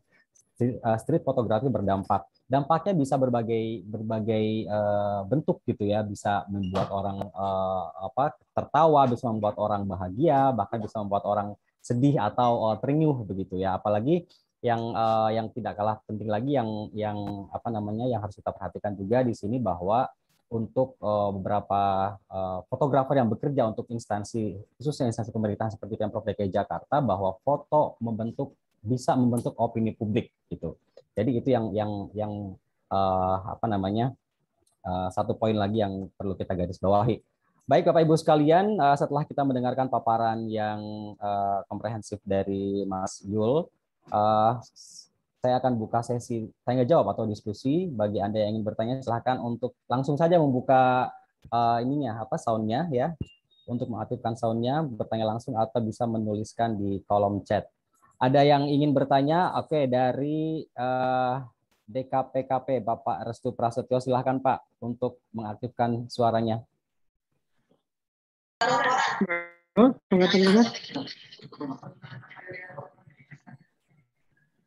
Ya, apakah terdengar Pak? Terdengar Pak, terdengar. Baik, terima kasih. Ya, sebelumnya Assalamualaikum warahmatullahi wabarakatuh. Perkenalkan, nama saya Restu dari Dinas KPKP, Dinas Pangan dan Pertanian. Menarik sekali Mas Yuliandi atas materinya. Mungkin sudah sempat dibahas bahwa foto yang menarik adalah foto yang punya cerita di dalamnya. Nah, salah satu kemudian jadi tugas kami di dinas sendiri sekarang untuk segala informasi baik itu kegiatan internal maupun yang melibatkan masyarakat itu kan selalu kita update dalam bentuk media. Media terutama media di Instagram lah, kita lebih banyak mempostingnya di Instagram. Nah, yang jadi pertanyaan kami adalah ketika kita ingin mendapatkan hasil foto yang menarik, terutama pada kegiatan-kegiatan yang tadi singkat ya Mas, jadi biasanya hanya kunjungan atau kemudian pemberdayaan masyarakat atau pelatihan dan lain sebagainya, kan butuh foto atau dokumentasi yang simpel, bahkan kalau bisa satu foto tapi bisa menceritakan keseluruhan kegiatannya gitu Mas. Jadi bagaimana sih Mas tipsnya agar dalam pengambilan foto tersebut, baik itu angle-nya, aperture-nya, kemudian komposisinya bisa menggambarkan kegiatan secara keseluruhan sebetulnya. Jadi tanpa harus share foto, tapi kita cukup satu atau dua foto tapi bisa menceritakan gitu, secara keseluruhan. Mungkin kurang lebih seperti itu Mas Yuliandi. Terima kasih. Baik, terima kasih Pak Restu atas pertanyaannya. Untuk sesi pertama ini mungkin saya buka untuk dua penanya lagi. Ada yang masih bertanya, ada yang masih ingin bertanya, silakan langsung Bapak Ibu. Oke, kalau belum, bentar, saya cek apakah ada yang raise hand. Boleh, Mas Yul, silakan dijawab pertanyaan dari Pak Restu dari DKPKP. Tips untuk membuat agar informasi, ada beberapa foto nih, ada satu kegiatan yang informasinya ingin banyak disampaikan nih, tapi ingin juga hanya disampaikan dalam satu foto. Gitu. Silahkan Mas. Ya, oke. Salam kenal Mas Restu. Mungkin saya coba contohkan dalam satu sampel pemotretan ya Mas ya. Misalnya besok itu ada acara ini Jakarta ya Mas Gun ya di lapangan Banteng. Betul. Ketika Mas Restu ingin ingin buat foto, kalau di situ adalah acaranya, kita cari keywordnya dulu Mas. Satu, ini adalah acara komunitas. Yang kedua, ini adalah acara yang diselenggarakan oleh Pemprov DKI. Terus selain itu ada keyword lagi, ini berlokasi di lapangan Banteng ya Mas. Tanpa harus melihat caption, si pelihat foto itu harus tahu itu ada di mana dan ada acara apa dan ada di mana lokasi tersebut, di mana acara tersebut. Sebenarnya si fotografer itu observasinya harus luas sih Mas. Jadi dia harus tahu misalnya yang datang situ sebenarnya yang kita harus tampilkan adalah di situ misalnya untuk menentukan keyword itu adalah yang menyelenggarakan Pemprov DKI, bisa jadi si fotografer harus mencari momen di mana Pak Anies yang muncul di foto tersebut, karena pasti kalau sudah ada Pak Anies pasti ada relate event itu tersebut diselenggarakan oleh Pemprov. Terus selain itu keyword kedua adalah komunitas. Artinya yang ditampilkan di situ adalah aktivitas komunitas yang berinteraksi dengan misalnya Pak Anies tadi. Kita coba cari momen yang ngejarnya di situ si fotografer. Selain itu, kalau bisa juga, kalau memungkinkan juga adalah kita cari background yang ada identitas dari lokasi tersebut, yaitu lapangan Banteng. Jadi ada 3 keyword itu yang harus dikejar sama si fotografer. Misalnya Pak Anies lagi mengunjungi salah satu stand di acara ini Jakarta tersebut yang angle-nya bisa menampilkan background di belakang lapangan Banteng. Nah, keyword-keyword itu yang dipegang sama si fotografer Mas, yang harus dipegang sama fotografer ketika mengejar momen utamanya dari si satu foto itu. Jadi itu yang harus dikumpulkan dulu. Jadi kalau anak jurnalistik biasanya yang dikejar. Jadi ada subjek, ada environment, ada activity atau ada momen yang dikejar. Kayak misalnya foto yang saya tampilkan di sini, pasti Mas Restu bisa tahu ini ada di mana Mas? Di Bundaran HI. Terus ini hari apa Mas? Pasti Mas Restu bisa memperkirakan. Karena anak-anak kecil dan orang bisa main balon itu di Bundaran HI cuma ada di hari Minggu. Ya kan? Terus habis itu ini pagi atau siang? Mas Restu pasti tahu ini pagi karena posisi matahari ada di belakang gedung ini. Saya lupa namanya gedung ini. Jadi dia ada di timur. Nah, unsur-unsur itu yang sebenarnya harus diperhatikan sama si fotografer untuk melihat. Dan ini juga ada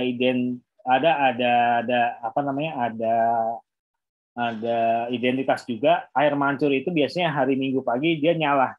Nah, ini juga bisa jadi penanda atau keyword yang ada di foto tersebut.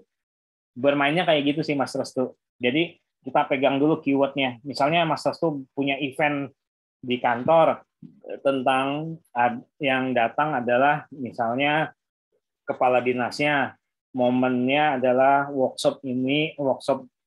suatu workshop gitu ya. Terus yang datang si beberapa pesertanya datang dari ini. Jadi kan bisa jadi pas kita motretnya foreground-nya itu pesertanya, terus ada si kepala dinasnya itu jadi subjek utama, belakangnya itu ada spanduknya yang menjelaskan itu workshop seperti apa. Nah, keyword-keyword itu yang harus diperhatikan sih Mas, dan dipegang sama si fotografer. Begitu Mas Restu. Gimana Pak Restu, apakah sudah terjawab pertanyaannya? Ya, terima kasih Mas, sangat informatif dan mudah-mudahan nanti bisa kami praktekkan lah agar hasil dari dokumentasi dinas juga lebih baik. Mungkin satu lagi Mas, terkait teknisnya, kalau tadi kan tipsnya, kalau kan pemotretan seperti itu lebih baik di mode apa Mas? Aperture atau shutter speed atau otomatis atau apa? Ya, kalau saya orang terpacu untuk menggunakan mode kamera itu manual kan ya Mas, karena menurut dia itu akan lebih sophisticated lah kayak gitu. Tapi buat saya kamera digital dan kamera smartphone sekarang akan memudahkan banget untuk bikin foto dengan fitur-fitur yang memudahkan si usernya. Buat saya itu yang harus diutamakan. Kalau ngejar momen, misalnya kita seremonial atau acara event kantor, buat saya yang dikejar adalah momennya. Ketika mengejar momen, yang dibekukan adalah aktivitasnya. Membuka aktivitas itu harus pakai biasanya shutter speed, Mas. Jadi kalau saya sarankan, shutter priority itu akan jauh lebih mudah.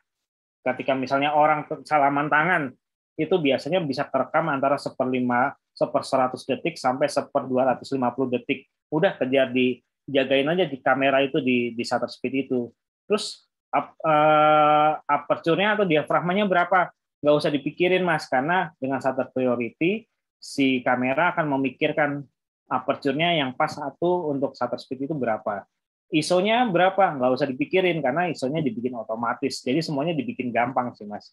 Jadi kita ngejar momen. Jadi kalau mau ngejar momen, saya sarankan kalau ngejar event-event seremonial pakai shutter priority. Kecuali kalau misalnya tolong fotoin kepala dinas secara portrait apa profilnya gitu ya, Mas Restu bisa pakai aperture priority. Nah itu buat motret portrait Mas. Kita tinggal ngatur aperture-nya, misalnya mau belakangnya bokeh atau ngeblur, pakai f-nya yang rendah, f1.8, f2. Tapi kalau mau background-nya juga jelas, di belakang ada kantor dinasnya gitu ya, ya udah pakai f-nya yang besar biar si kepala dinas dan bangunan di belakangnya kelihatan. Itu tinggal pakai aperture priority. Shutter speed-nya diatur kamera, ISO-nya diatur kamera. Gitu, Mas. Oke, baik. Baik, terima kasih Mas Yulani, cukup jelas. Terima kasih. Ya, makasih Pak Restu, makasih Mas Yul. Mas Yul, saya akan membacakan pertanyaan berikutnya yang ada di kolom chat nih dari Pak Febri dari Biro Perekonomian dan Keuangan. Pak Febri ingin lebih didetailkan lagi terkait batasan dan etika terkait street fotografi dengan privasi di Indonesia. Oh, oke. Mungkin etika memotret orang gitu ya, Mas ya. Dan salah satunya mungkin itu. Iya, jadi etika di sini sih sebenarnya kalau saya lihat masih sangat open. Jadi untungnya kalau di Inggris atau di Amerika, di Inggris utamanya itu punya batasan mereka tidak boleh memotret bangunan yang punya IP atau intellectual property. Jadi mereka dibatasi nggak boleh motret yang ada IP-nya. Terus kalau orang karena itu di public space dia boleh memotret siapapun di public space. Di Indonesia pun seperti itu. Tapi ada tanda kutipnya adalah tapi.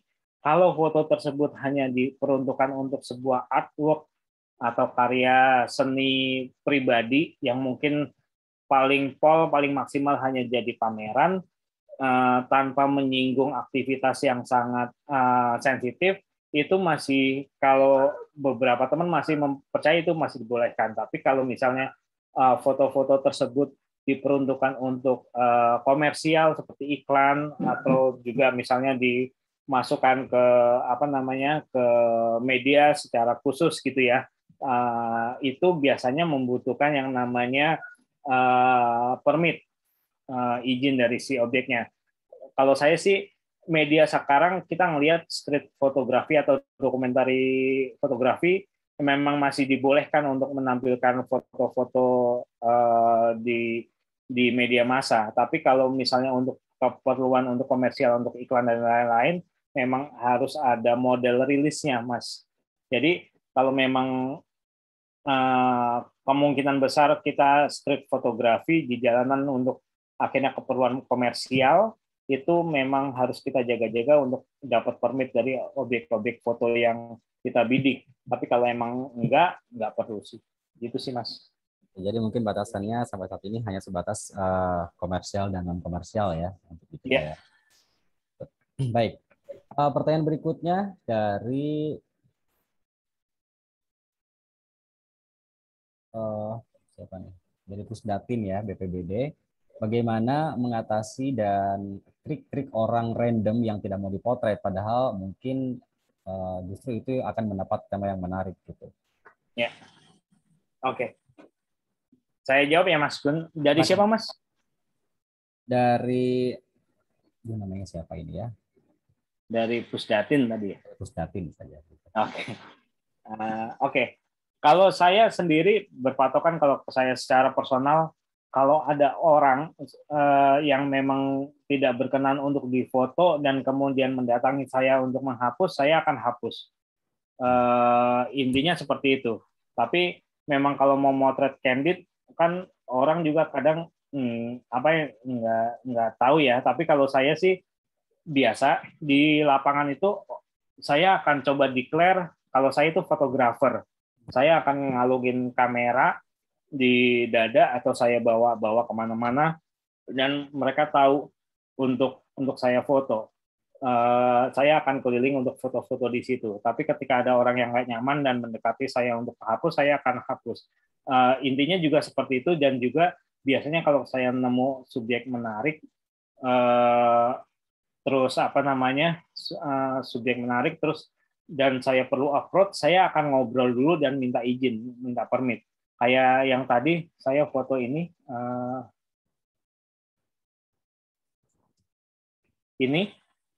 saya motretnya profil ya. Jadi saya minta izin dulu ke pantomimers ini untuk saya foto dan dia mempersilahkan. Intinya sih sebenarnya kalau street fotografi itu soal kenyamanan dan approaching. Kalau memang si orang itu nggak nyaman untuk difoto, ya udah nggak usah difoto, karena kita bisa dapat foto subjek lain, walaupun itu momennya bagus, tapi tanpa permit dia dan dia berkeberatan untuk diabadikan dengan berbagai alasan gitu ya, ya saya ngikutin aja karena memang etiknya seharusnya sebaiknya kayak gitu biar nyaman semuanya. Tapi kalau memang ada yang bagus kayak gini, mendingan lakukan approach sih, Mas. Kayak ini buat saya dia tuh bagus banget untuk difoto. Saya bikin pendekatan ke dia, ngobrol-ngobrol, dia ngapain, terus dia tahu saya fotografer, saya tanya, mau nggak difoto? Saya boleh nggak foto? Ntar fotonya saya kirim deh lewat email dan lain-lain. Akhirnya dia bersedia. Kayak gitu sih, Mas. Oke, baik. Jadi pendekatannya dengan komunikasi dengan approaching ya, dengan melakukan pendekatannya dengan melakukan pendekatan itu sendiri gitu ya. Iya. Kan tadi katanya momennya memang bagus dan misalnya profilnya memang bagus banget gitu ya untuk dilewatkan, ya udah approaching aja kayak gitu.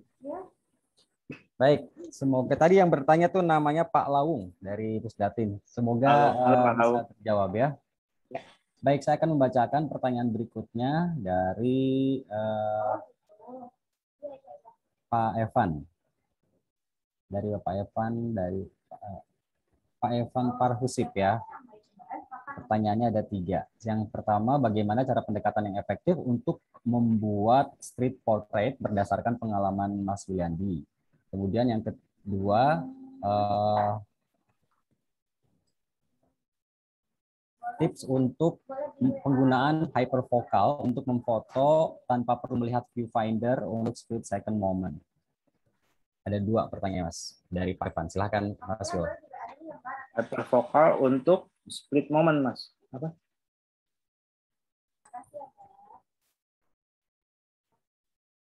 Tips untuk penggunaan hyperfocal untuk memfoto tanpa perlu melihat viewfinder untuk split second moment. Oh, oke. Ya. Itu aja 2 jadinya. Ya, Mas Yul. Oke. Yang pertama tadi pertanyaannya adalah approaching ya ke subjek ya. Pasti kalau approaching ke subjek itu utamanya cara ngobrol kita sih, Mas. Kayak yang tadi saya cerita, ngedeclare posisi kita juga ke dia, terus ajak ngobrol, terus habis itu cerita-cerita tentang tujuan kita ke situ dan ketemu dia pesan misalnya ke Mas Pantomim yang tadi gitu ya. Saya bikin dia, Mas dengan apa posisinya di sini terus lu lagi dandan di sini kayaknya bagus banget buat di foto. Boleh nggak jadi koleksi saya untuk saya foto? Terus dia bertanya balik, emang buat apa Mas? Ini buat koleksi pribadi, paling cuma buat di Instagram.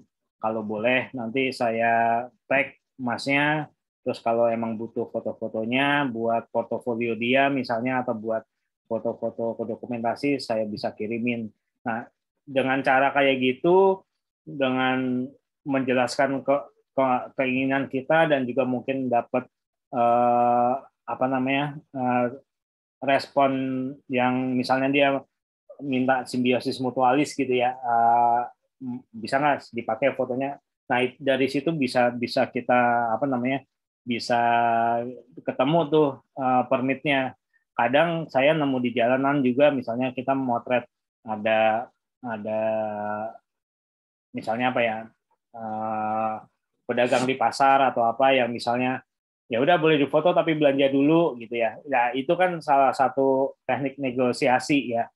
Salah satu teknik negosiasi yang biasanya bisa kita perkirakan kita bisa lakukan biar permit kita juga dapat. Kalau tanpa ngobrol buat saya itu nggak akan jadi apa-apa, nggak akan bisa kita dapat akses ke situ. Yang penting sih berani ngobrolnya itu sih, Mas.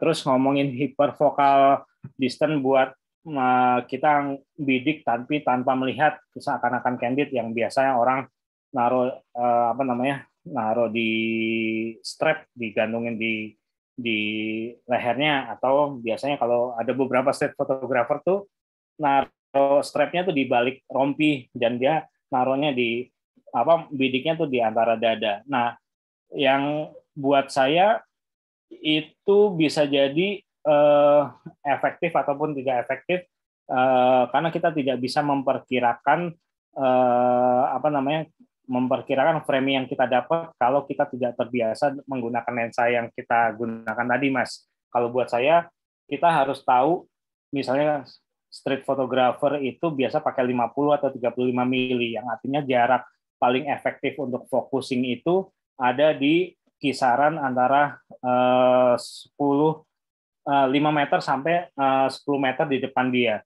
Itu pun harus kita atur juga aperture yang pas untuk bisa apa namanya yang bisa efektif untuk semuanya di dalam lingkup itu bisa terekam dengan tajam. Juga selain itu juga karena ngejar momen juga kita bisa ngatur shutter speed-nya. Itu ada kalkulatornya sih, Mas, di aplikasi di handphone hyperfocal distance itu, dan itu bisa kita sesuaikan dengan apa namanya dengan jarak focal length lensa yang kita miliki. Tapi buat saya nggak bisa ngira-ngira pakai split second itu buat bidik tanpa melihat itu, karena saya nggak bisa ngira-ngira. Itu biasanya orang kalau pakai itu hanya ngejar momen yang lewat di situ. Kalau saya lebih baik pakai kamera yang menggunakan flipping screen, Mas. Kayak misalnya banyak mirrorless sekarang itu pakai flipping screen. Jadi kita bisa membidik candidnya sambil melihat ke kamera juga, sehingga kita bisa mengira-ngira. Karena yang tipikal saya ngejar momen dengan komposisi yang emang harus fix benar. tidak hanya mengira-ngira adegan yang terlihat di situ, tapi banyak teman fotografer yang juga udah terbiasa kayak gitu karena memang berlatih sih. Dia biasa menggunakan satu lensa yang biasa sudut pengambilannya sekian, dan dia bisa ngira-ngira dari jarak dia tempat memotret. Dan itu butuh latihan sih, Mas.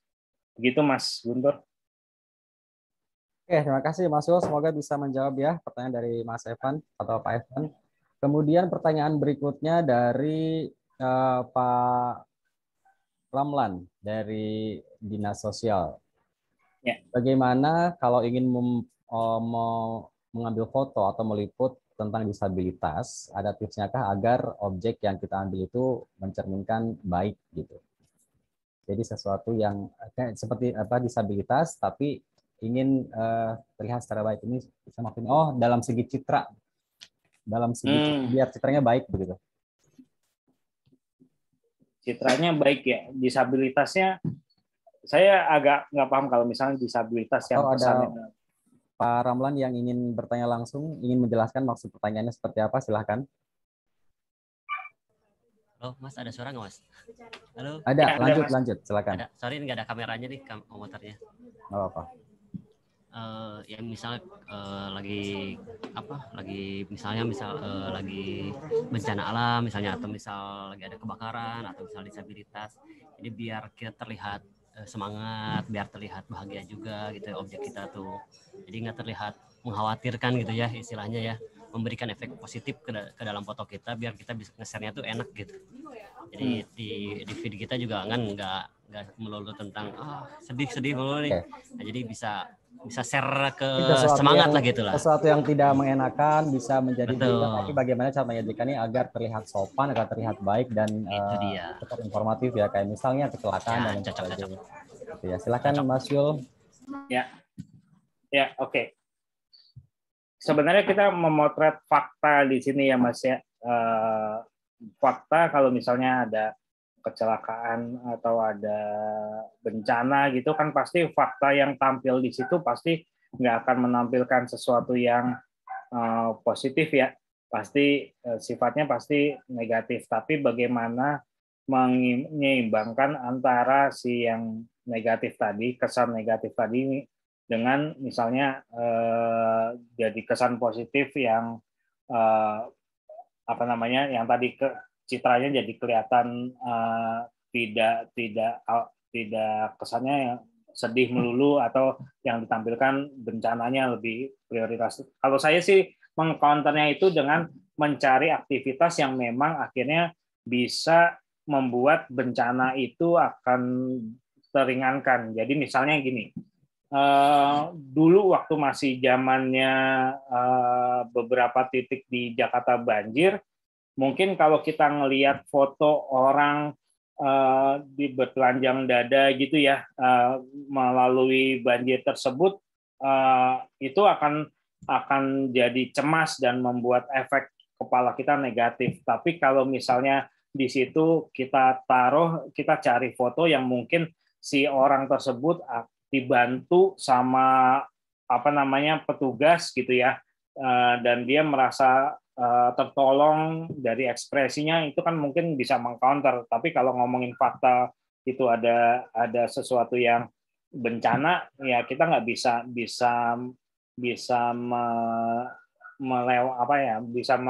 menghiraukan si itu, tidak bisa menghiraukan si bencana tersebut. Atau misalnya ada kebakaran misalnya di satu titik, dan ada orang penduduk situ yang sedih karena histeris ke tempatnya kebakar. Tapi yang ditampilkan ya boleh kita motret itu, tapi kita coba cari di mana momen-momen lain yang kelihatan itu akan mengcounter dari kondisi si bencana tersebut. Misalnya ada petugas atau tetangganya yang sedang menenangkan si pemilik bangunan tersebut yang terbakar misalnya, sehingga ekspresinya menjadi lebih tenang atau lainnya. Nah, itu sih sebenarnya di counternya, fakta itu di counter dengan sisi lain sih Mas, dan itu seharusnya dicari lewat observasi sama si fotografernya. Jadi kita harus berusaha sebisa mungkin mengcounter kondisi fakta dengan kondisi lain yang ada di lapangan. Jadi nggak mungkin satu bencana itu orang lain cuma ngeliatin, tapi pasti ada satu bencana orang lain bantu gitu ya. Misalnya ngelempar, bantuin menyiram bangunan kebakarannya, atau memang jangan pas kebakarannya diabadikan, tapi juga bisa jadi momen lain di mana bantuan itu datang, atau yang sehingga si yang tertimpa bencana itu tertolong, kayak gitu sih Mas. Yang penting narasi ceritanya yang dikejar, gitu Mas Gun. Ya, jadi harus observasi dulu, terus kemudian mengambil angle atau momen yang lain dari sebuah kejadian bencana atau menyenangkan ya, agar mendapatkan foto yang tepat. Baik, pertanyaan berikutnya ini karena kita hanya punya waktu tinggal 30 menit lagi, saya akan cepat membacakan pertanyaan dari Bapak Randy Budiono dari Dishub. Pertanyaannya, kebetulan Pak Randy ini menggunakan kamera DSLR untuk liputan momen, kebetulan menggunakan lensanya fix 50 mm. Terkadang nggak dapat secara keseluruhan. Nah, itu gimana? Sedangkan nggak punya lensa lagi katanya. Lebih enaknya gimana nih Mas? Oke.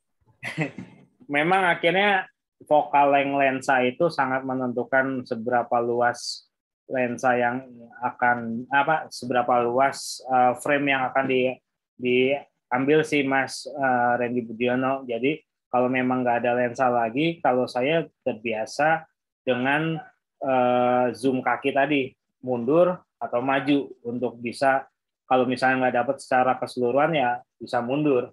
Tapi kendalanya adalah ketika kita motret misalnya seremonial, ketika mundur orang lain malah menghalangi gitu ya, menghalangi si objeknya. Kalau dengan kondisi kayak gitu ada beberapa trik yang bisa dimainkan. Misalnya bermain dengan angle lain, misalnya high angle, masnya bisa naik ke kursi misalnya tanpa harus lihat dulu kondisinya, boleh nggak atau etis nggak ketika harus naik ke atas kursi atau ke tangga tersebut, sehingga dapat angle yang lebih luas. Terus atau konsep fotonya misalnya seremonial diubah, yang tadinya mau menampilkan itu lebih luas tapi mainnya di close up. Jadi misalnya detail-detailnya aja, karena lensa 50 itu biasanya buat motret medium atau motret detail Mas. Kalau misalnya buat motret seremonial memang nggak cocok, dan memang kalau mau motret seremonial yang ambient-nya atau environment-nya bisa terlihat luas ya Masnya harus mencoba untuk menggunakan lensa yang lebih lebar. Tapi kalau misalnya terbatas di situ, konsep angle, konsep komposisinya yang diubah. Kalau seremonial jadinya hanya jadi portrait dari si tokoh atau highlight orang yang ada di acara seremoni tersebut, atau coba bermain dengan high angle yang membuat sudut pandangnya menjadi lebih luas. Bisa naik tangga ke lantai yang berikutnya kalau ada, bisa naik bangku, atau bisa naik di posisi-posisi lain yang lebih tinggi, misalnya di panggung atau lainnya. Kayak gitu sih Mas. Oke, kembali lagi jadinya ke cari angle ya, adanya keterbatasan perlengkapan nih kalau dalam hal ini. Ya. Baik, terima kasih Mas Yo. Selanjutnya ada yang raise hand nih, Pak Hafiz. Silahkan Pak Hafiz, dari mana Pak? Di mute, masih di mute Pak. Sudah terdengar ya? Ya, sudah terdengar. Silahkan Bapak. Izin bertanya Pak Hafiz dari Kominfotik Jakarta Barat. Halo Mas Hafiz. Baik, selamat siang Mas Yuliandi. Izin bertanya. Yang pertama mau bertanya soal, ini kan lagi marak juga nih, banyak orang posting soal street fotografi nih di IG-nya masing-masing. Ya. Sebenarnya pakem apa aja sih yang ada dalam street fotografi itu? Apakah itu bebas sama sekali dari pakem-pakem fotografi secara konvensional? Itu yang pertama. Yang kedua, tadi kan ada beberapa foto yang Mas share itu, kan ada beberapa objek kabur atau dibuat blur, sengaja dibuat blur. untuk menampilkan fokus gambar yang ingin ditampilkan. Apakah itu lumrah atau berlaku umum, dan itu apakah itu dapat dipahami oleh pemerhati foto? Terima kasih, mohon dijawab. Oke. Mas Hafiz, aku boleh nanya balik dulu, Mas? Ya, siap. Yang pakemnya itu seperti apa ya, Mas? Kalau boleh tahu. Ya, kalau tadi kan berdasarkan foto yang Mas Yulian di-share kan tadi misalnya tuh karena ada beberapa foto yang dibuat sengaja blur untuk menampilkan apa namanya, dan itu dipublish gitu ya. Nah, seperti ini misalnya. Nah, ini kan nggak umum gitu ya, Mas. Sebenarnya ini mau menampilkan tunnelnya, terowongannya, atau orang yang sedang melintasnya. Nah, ini kan buat orang. Ya, seperti itu kira-kira. Oke. Ya. Oke, Mas Hafiz, makasih atas pertanyaannya. Kalau misalnya pakem untuk bikin foto, memang kayak yang saya paparin tadi, tetap fotografi itu adalah satu genrenya fotografi ya, Mas, yang harus menggunakan beberapa elemen faktor foto biar hasilnya menarik.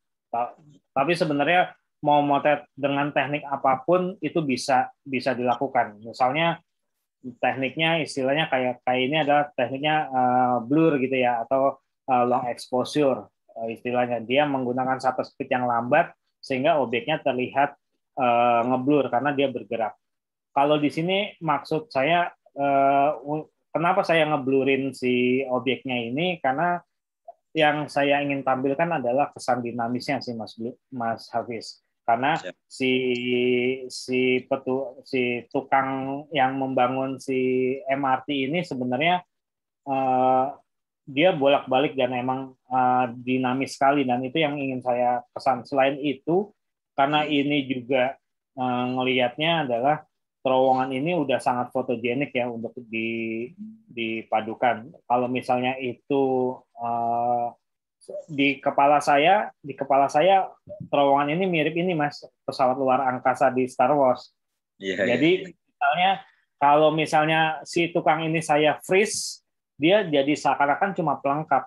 Tapi kalau misalnya saya ngeblur, dia seakan-akan ngebut di dalam ruang angkasa itu, dan saya ingin si penikmat foto ini berasa ini ada di seakan-akan ini terowongan MRT, tapi seakan-akan memang kesannya jadi kayak pesawat luar angkasa. Yang dimainin itu sih, Mas, tadi imajinasi tadi. Jadi ketika imajinasi Mas Hafiz jadi motret di mana ya, misalnya kayak ini, kayak di terowongan Kendal. Kalau motret selewatnya aja tanpa terus orangnya detil dan lain-lain, mungkin hanya jadi foto dokumentasi. Tapi kalau saya seakan-akan si ibu ini yang lewat seakan-akan jadi ada di panggung, dapat spotlight. Nah, atau di sini saya juga bisa, Mas Hafiz, konsep temennya atau cari orang yang loncat. Jadi seakan-akan fotonya itu jadi kayak, tahu film Mr. Bean nggak, Mas, yang dia disedot UFO. Nah, itu berimajinasi kayak gitu yang jadi street fotografi itu fun. Jadi kita liar melihat spot, observasi, dan kita bisa mainin apa dari spot tersebut. Nah, itu sih. Jadi pakemnya boleh ditabrak, tapi mau cara bikin foto bagus itu memang harus ada pakemnya, kan tadi angle, momen, exposure, dan juga komposisi. Gitu, Mas Hafiz. Terima kasih, Mas. Sama-sama, Mas. Oke. Cukup, Mas Hafiz, pertanyaannya? Cukup, Pak. Ya. Oke. Terima kasih juga, Mas Sul, atas jawabannya. Kemudian pertanyaan berikutnya ada dari Pak Ari Wibowo. Bagaimana pendapat Mas Sul dengan maraknya orang yang melakukan street fotografi namun memakai lensa tele? Oke.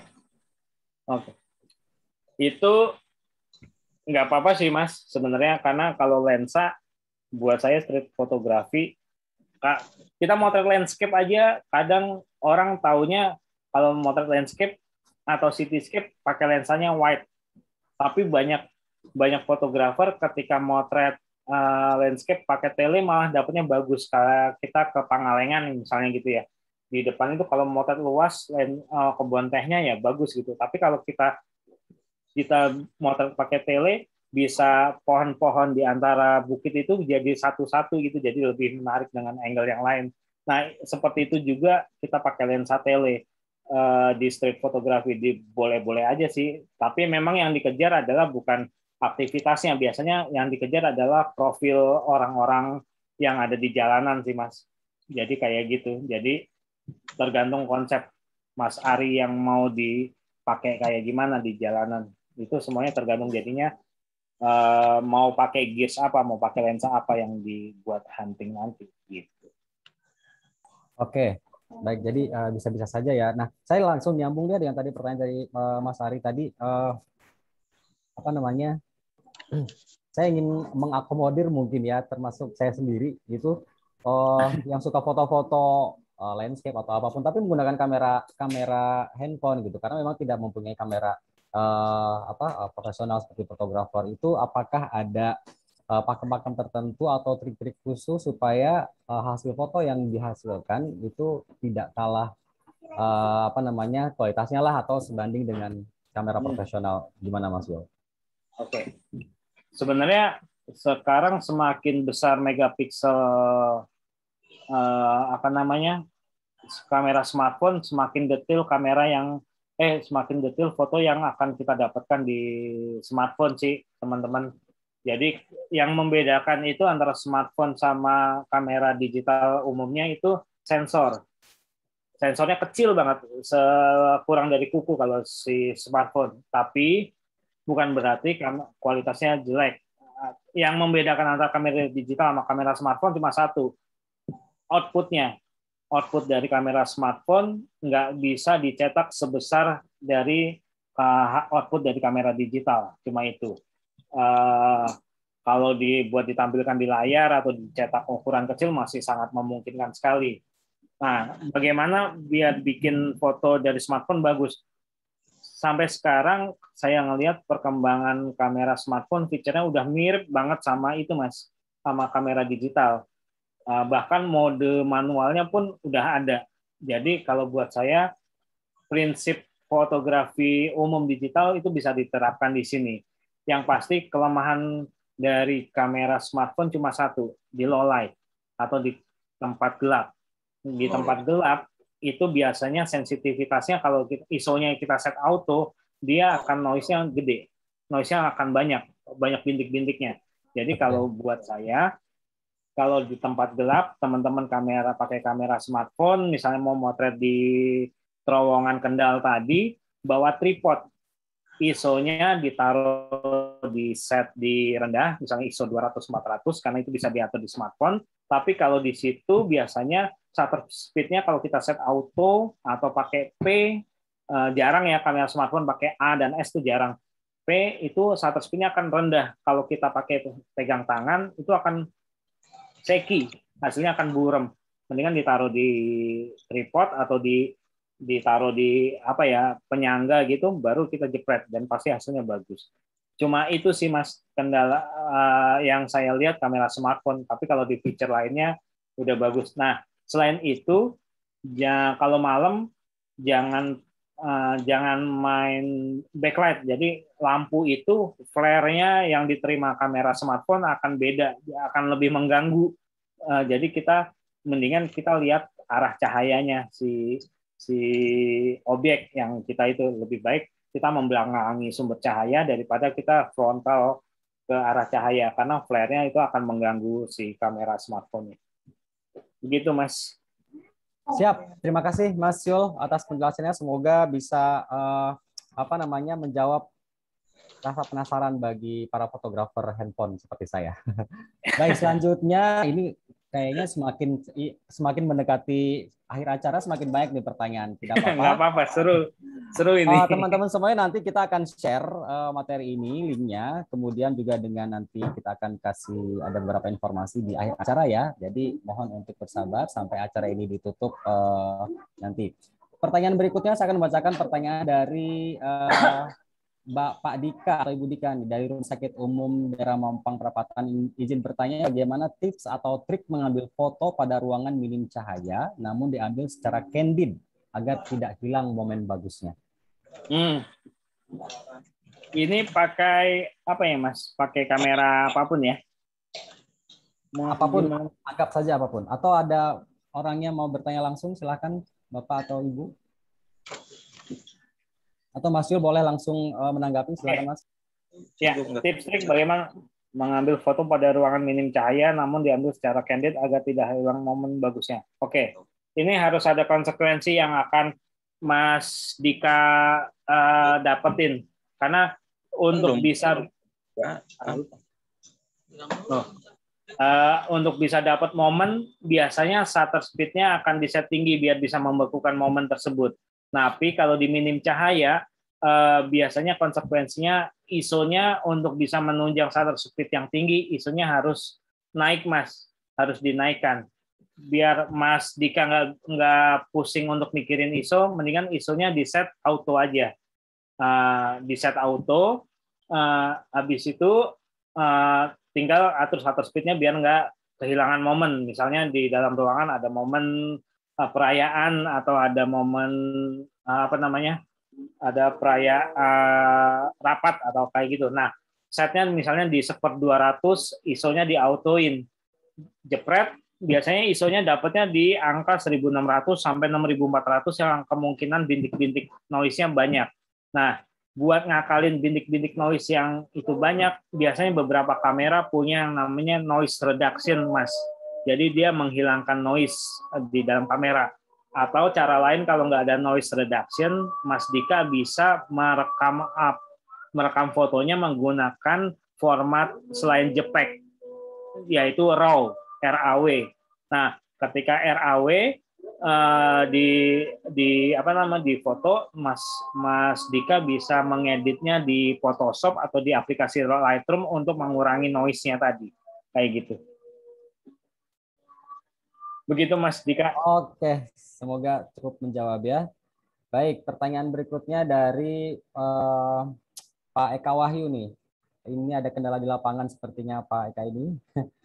Ketika mengambil foto street moment di sebuah lokasi, kenapa kok selalu dilarang oleh petugasnya dan malah suruh dibayar? Itu gimana tanggapannya Mas? Atau mungkin pengalaman Mas Yul, apakah pernah mengalami hal serupa dengan Mas Eka atau Pak Eka ini? Silahkan. Tergantung sih. Kebetulan saya belum pernah sih Mas diminta bayaran, kecuali kalau carinya jangan tempat-tempat yang ada petugas yang kira-kira akan memungut bayaran barangkali ya Mas ya. Bisa jadi, tapi gini Mas, ada beberapa tempat kalau misalnya saya tahu di satu taman bakau lah di Jakarta Utara gitu, dia ngecas kalau bawa kamera harus bayar sekian, tapi itu di loketnya. Terus kalau misalnya ada beberapa tempat juga kalau buat urusan komersial, misalnya prewedding atau hal lainnya, itu biasanya ngecas. Tapi itu udah declare di loketnya sih Mas ketika kita masuk. Nah, mau nggak mau kita bisa ngikutin itu. Kalau emang nggak cocok ya udah kita tinggal cari spot lain. Tapi kalau misalnya yang ilegal, misalnya datang ke situ mau motret terus suruh bayar, biasanya malah saya tanya balik, aturannya dari mana, ada nggak tiketnya, ada loketnya nggak. Kalau emang ada ya udah, kalau emang itu menarik saya kerja. Tapi kalau itu ilegal ya mendingan saya tanya ke situ. Kalau emang berujungnya konfliknya lebih gede lagi ya udah saya tinggal sih Mas, kayak gitu. Tapi selama ini saya belum pernah sih motret kayak di Sudirman, di Tamrin, motret di jalanan pun nggak ada yang minta bayaran sih, kecuali di tempat-tempat wisata yang udah di-declare di awal gitu Mas. Oke. Tapi kalau untuk di tempat-tempat umum yang memang sudah menjadi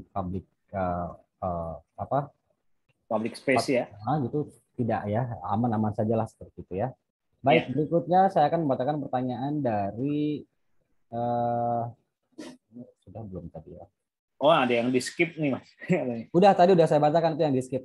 Oke. Tadi. Oke, saya akan bacakan dari ini nih, Biro Hukum Pak Nugraha. Sejauh mana privasi orang bisa kita abadikan di ruang publik karena mungkin bila kita yang menjadi subjek foto akan keberatan untuk dipotret. Dan apakah Mas Yuliandi tahu batasan hukumnya? Seperti misalnya di Eropa, kalau nggak salah bisa dikenakan sanksi memotret anak-anak tanpa izin. Mohon dikoreksi bila salah. Silahkan ditanggapi Mas Yul. Iya, betul Mas. Kalau di Eropa motret anak-anak tanpa izin langsung dipanggil polisi. Kebetulan dulu saya sama beberapa teman di Jerman pernah motret anak-anak di itu, tapi mereka untungnya nggak langsung manggil polisi, tapi negor si orang tuanya. Dan karena dia tahu kita orang Asia dan datang ke situ dan nggak tahu nggak tahu rules ya. Tapi buat saya kalau di sini memang masih masih kayak cair gitu ya Mas Nugraha, saya sangat cair. Kalau saya sendiri memang tetap menjaga etika di personal saya sih sebenarnya. Kalau motret anak-anak saya akan menghindari itu kecuali memang kecuali memang di situ ada orang tuanya atau lainnya, karena di secara etika ketika kita mengupload karya juga dengan frame-nya anak-anak, kadang si platform sosmednya juga akan membatasi itu, kayak misalnya kita motret anak tanpa tanpa pakaian dan lain-lain, itu biasanya udah di reject untuk si platformnya. Kalau buat saya kita balikin lagi ke, kalau motret anak-anak kita balikin lagi ke kita, kalau memang itu tidak sesuai sama yang kita abadikan ya udah nggak usah kita foto, karena impact-nya bisa banyak hal kayak gitu. Kalau etika di sini motret orang di jalan masih fleksibel sih Mas. Jadi tapi memang saya bilang tadi kebutuhannya, kalau memang kebutuhannya untuk komersial, untuk tidak dipublish ya pastinya itu masih dibolehkan. Tapi kalau untuk komersial dan hal lainnya ya kita harus punya model rilis dari si subjek yang kita foto tadi kayak gitu. Hukumnya emang harus dicermatin lagi sih, tapi selama ini kalau yang saya lihat memotret di public space khususnya buat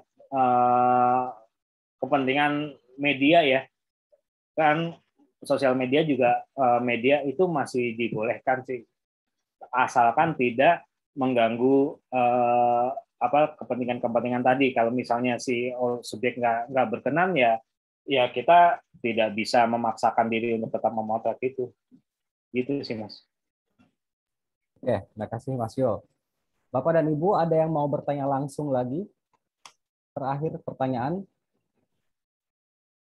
Seru Mas, banyak yang nanya, senang. Ya, atau kalau enggak saya akan ada satu pertanyaan lagi nih di kolom chat. Bagaimana pendapat Mas Yul mengenai urban fotografi dengan street fotografi yang saat ini orang-orang menganggap semua yang difoto di jalanan perkotaan merupakan street fotografi. Sebetulnya itu ada batasan istilah nggak sih Mas, atau memang ya diseragamkan saja gitu kok? Tadi kan juga Mas Yul sudah memberikan beberapa referensi banyak banget gitu ya, bahwa untuk tema kita street fotografi, tapi memberikan juga beberapa contoh foto yang ada di dalam ruangan juga, terus ada kegiatan-kegiatan yang tidak justru menampilkan secara detail jalanannya, tapi lebih ke orang atau aktivitas orang yang ada di situ gitu. Silahkan Mas Yul. Oke. Akhirnya memang street fotografi berkembang sih Mas. Jadi kalau dulu pemahamannya ada di jalanan, tapi sekarang tuh public space itu jadi pemahaman untuk orang street fotografi, karena jalanan itu juga banyak ya, ini perdebatan yang ya obrolan antar fotografer itu di dalam ruangan pun ada jalanan gitu ya, misalnya yang paling gampang di mall ya. Artinya street fotografi akhirnya berkembang jadi satu genre yang kita memotret di public space, terus di ruang umum lah, di tempat umum. Itu jadi pemahaman yang sekarang banyak dipegang, termasuk saya sendiri. Terus kalau urban dan street fotografi memang sangat dekat, karena sekarang banyak foto-foto street fotografi yang temanya urban, padahal kalau street fotografi lokasinya juga bisa aja di rural gitu ya, di perkampungan, di pedesaan yang lokasinya seperti misalnya di apa ya, di kampung yang ada aktivitasnya itu, terus motretnya di jalanan di situ, itu juga bisa kita hitung jadi street fotografi, karena genre ini memang memotretnya di tempat umum.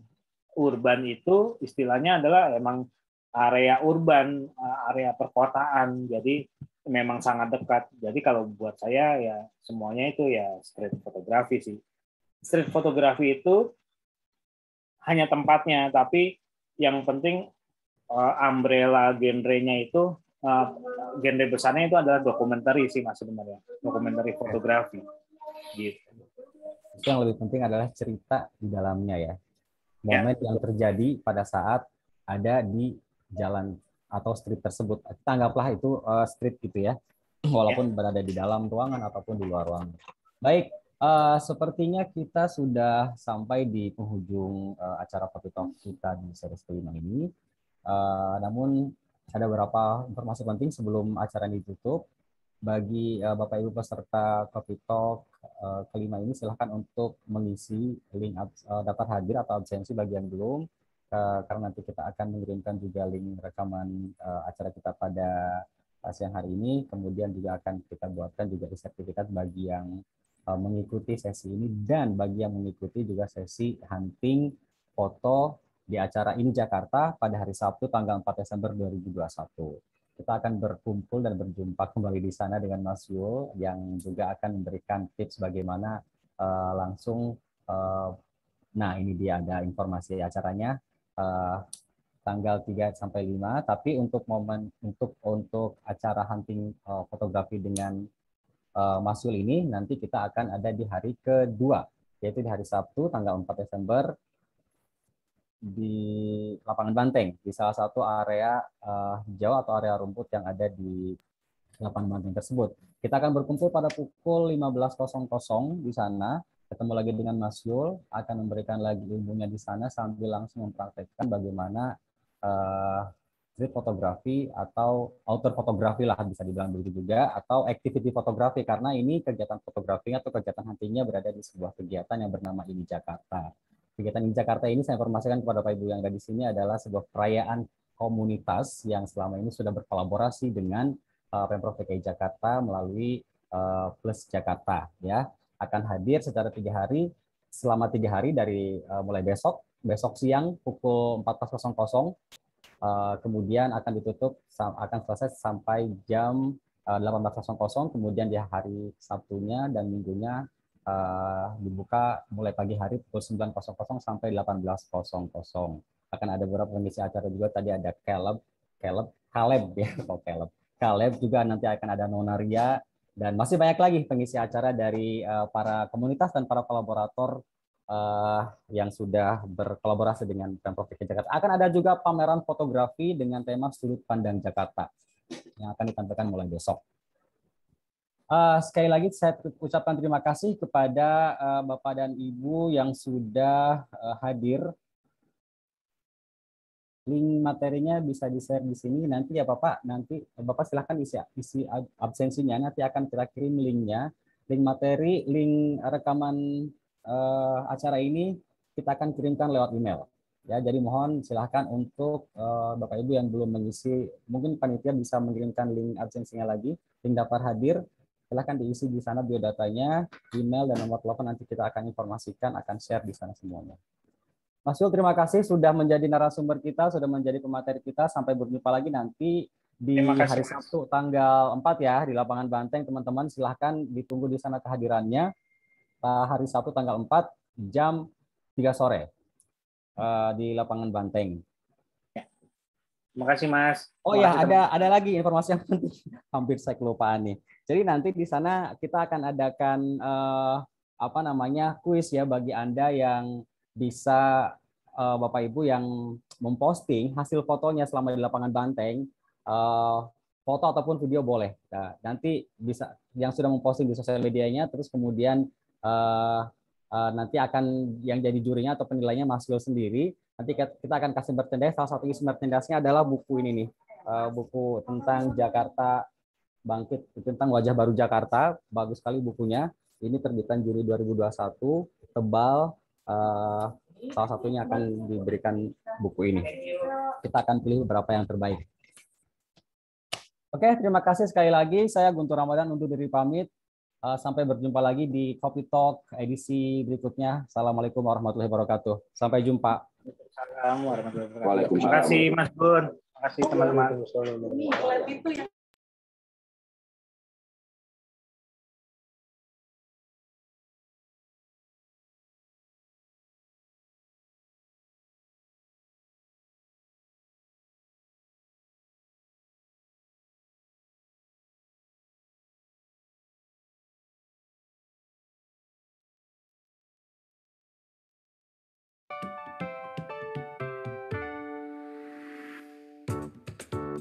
Dinantikan peran seluruh warga agar Jakarta nyaman buat segala.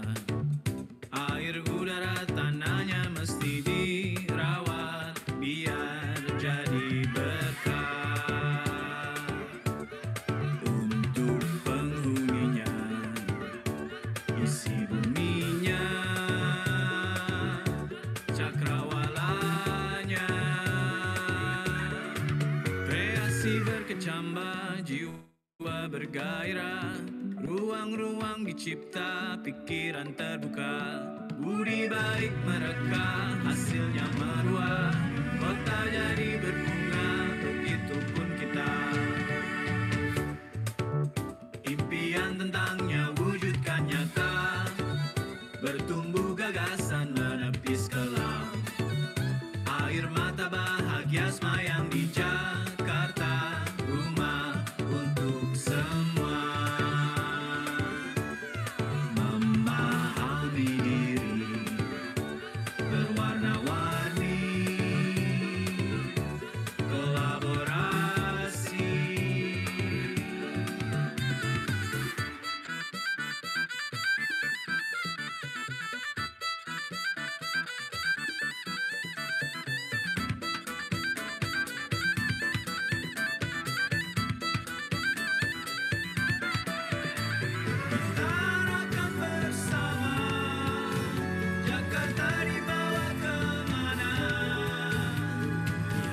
Segenap warga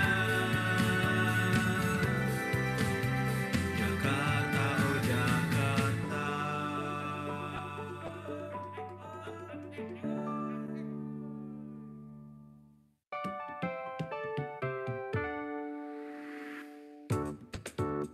Dinantikan peran seluruh warga agar Jakarta nyaman buat segala.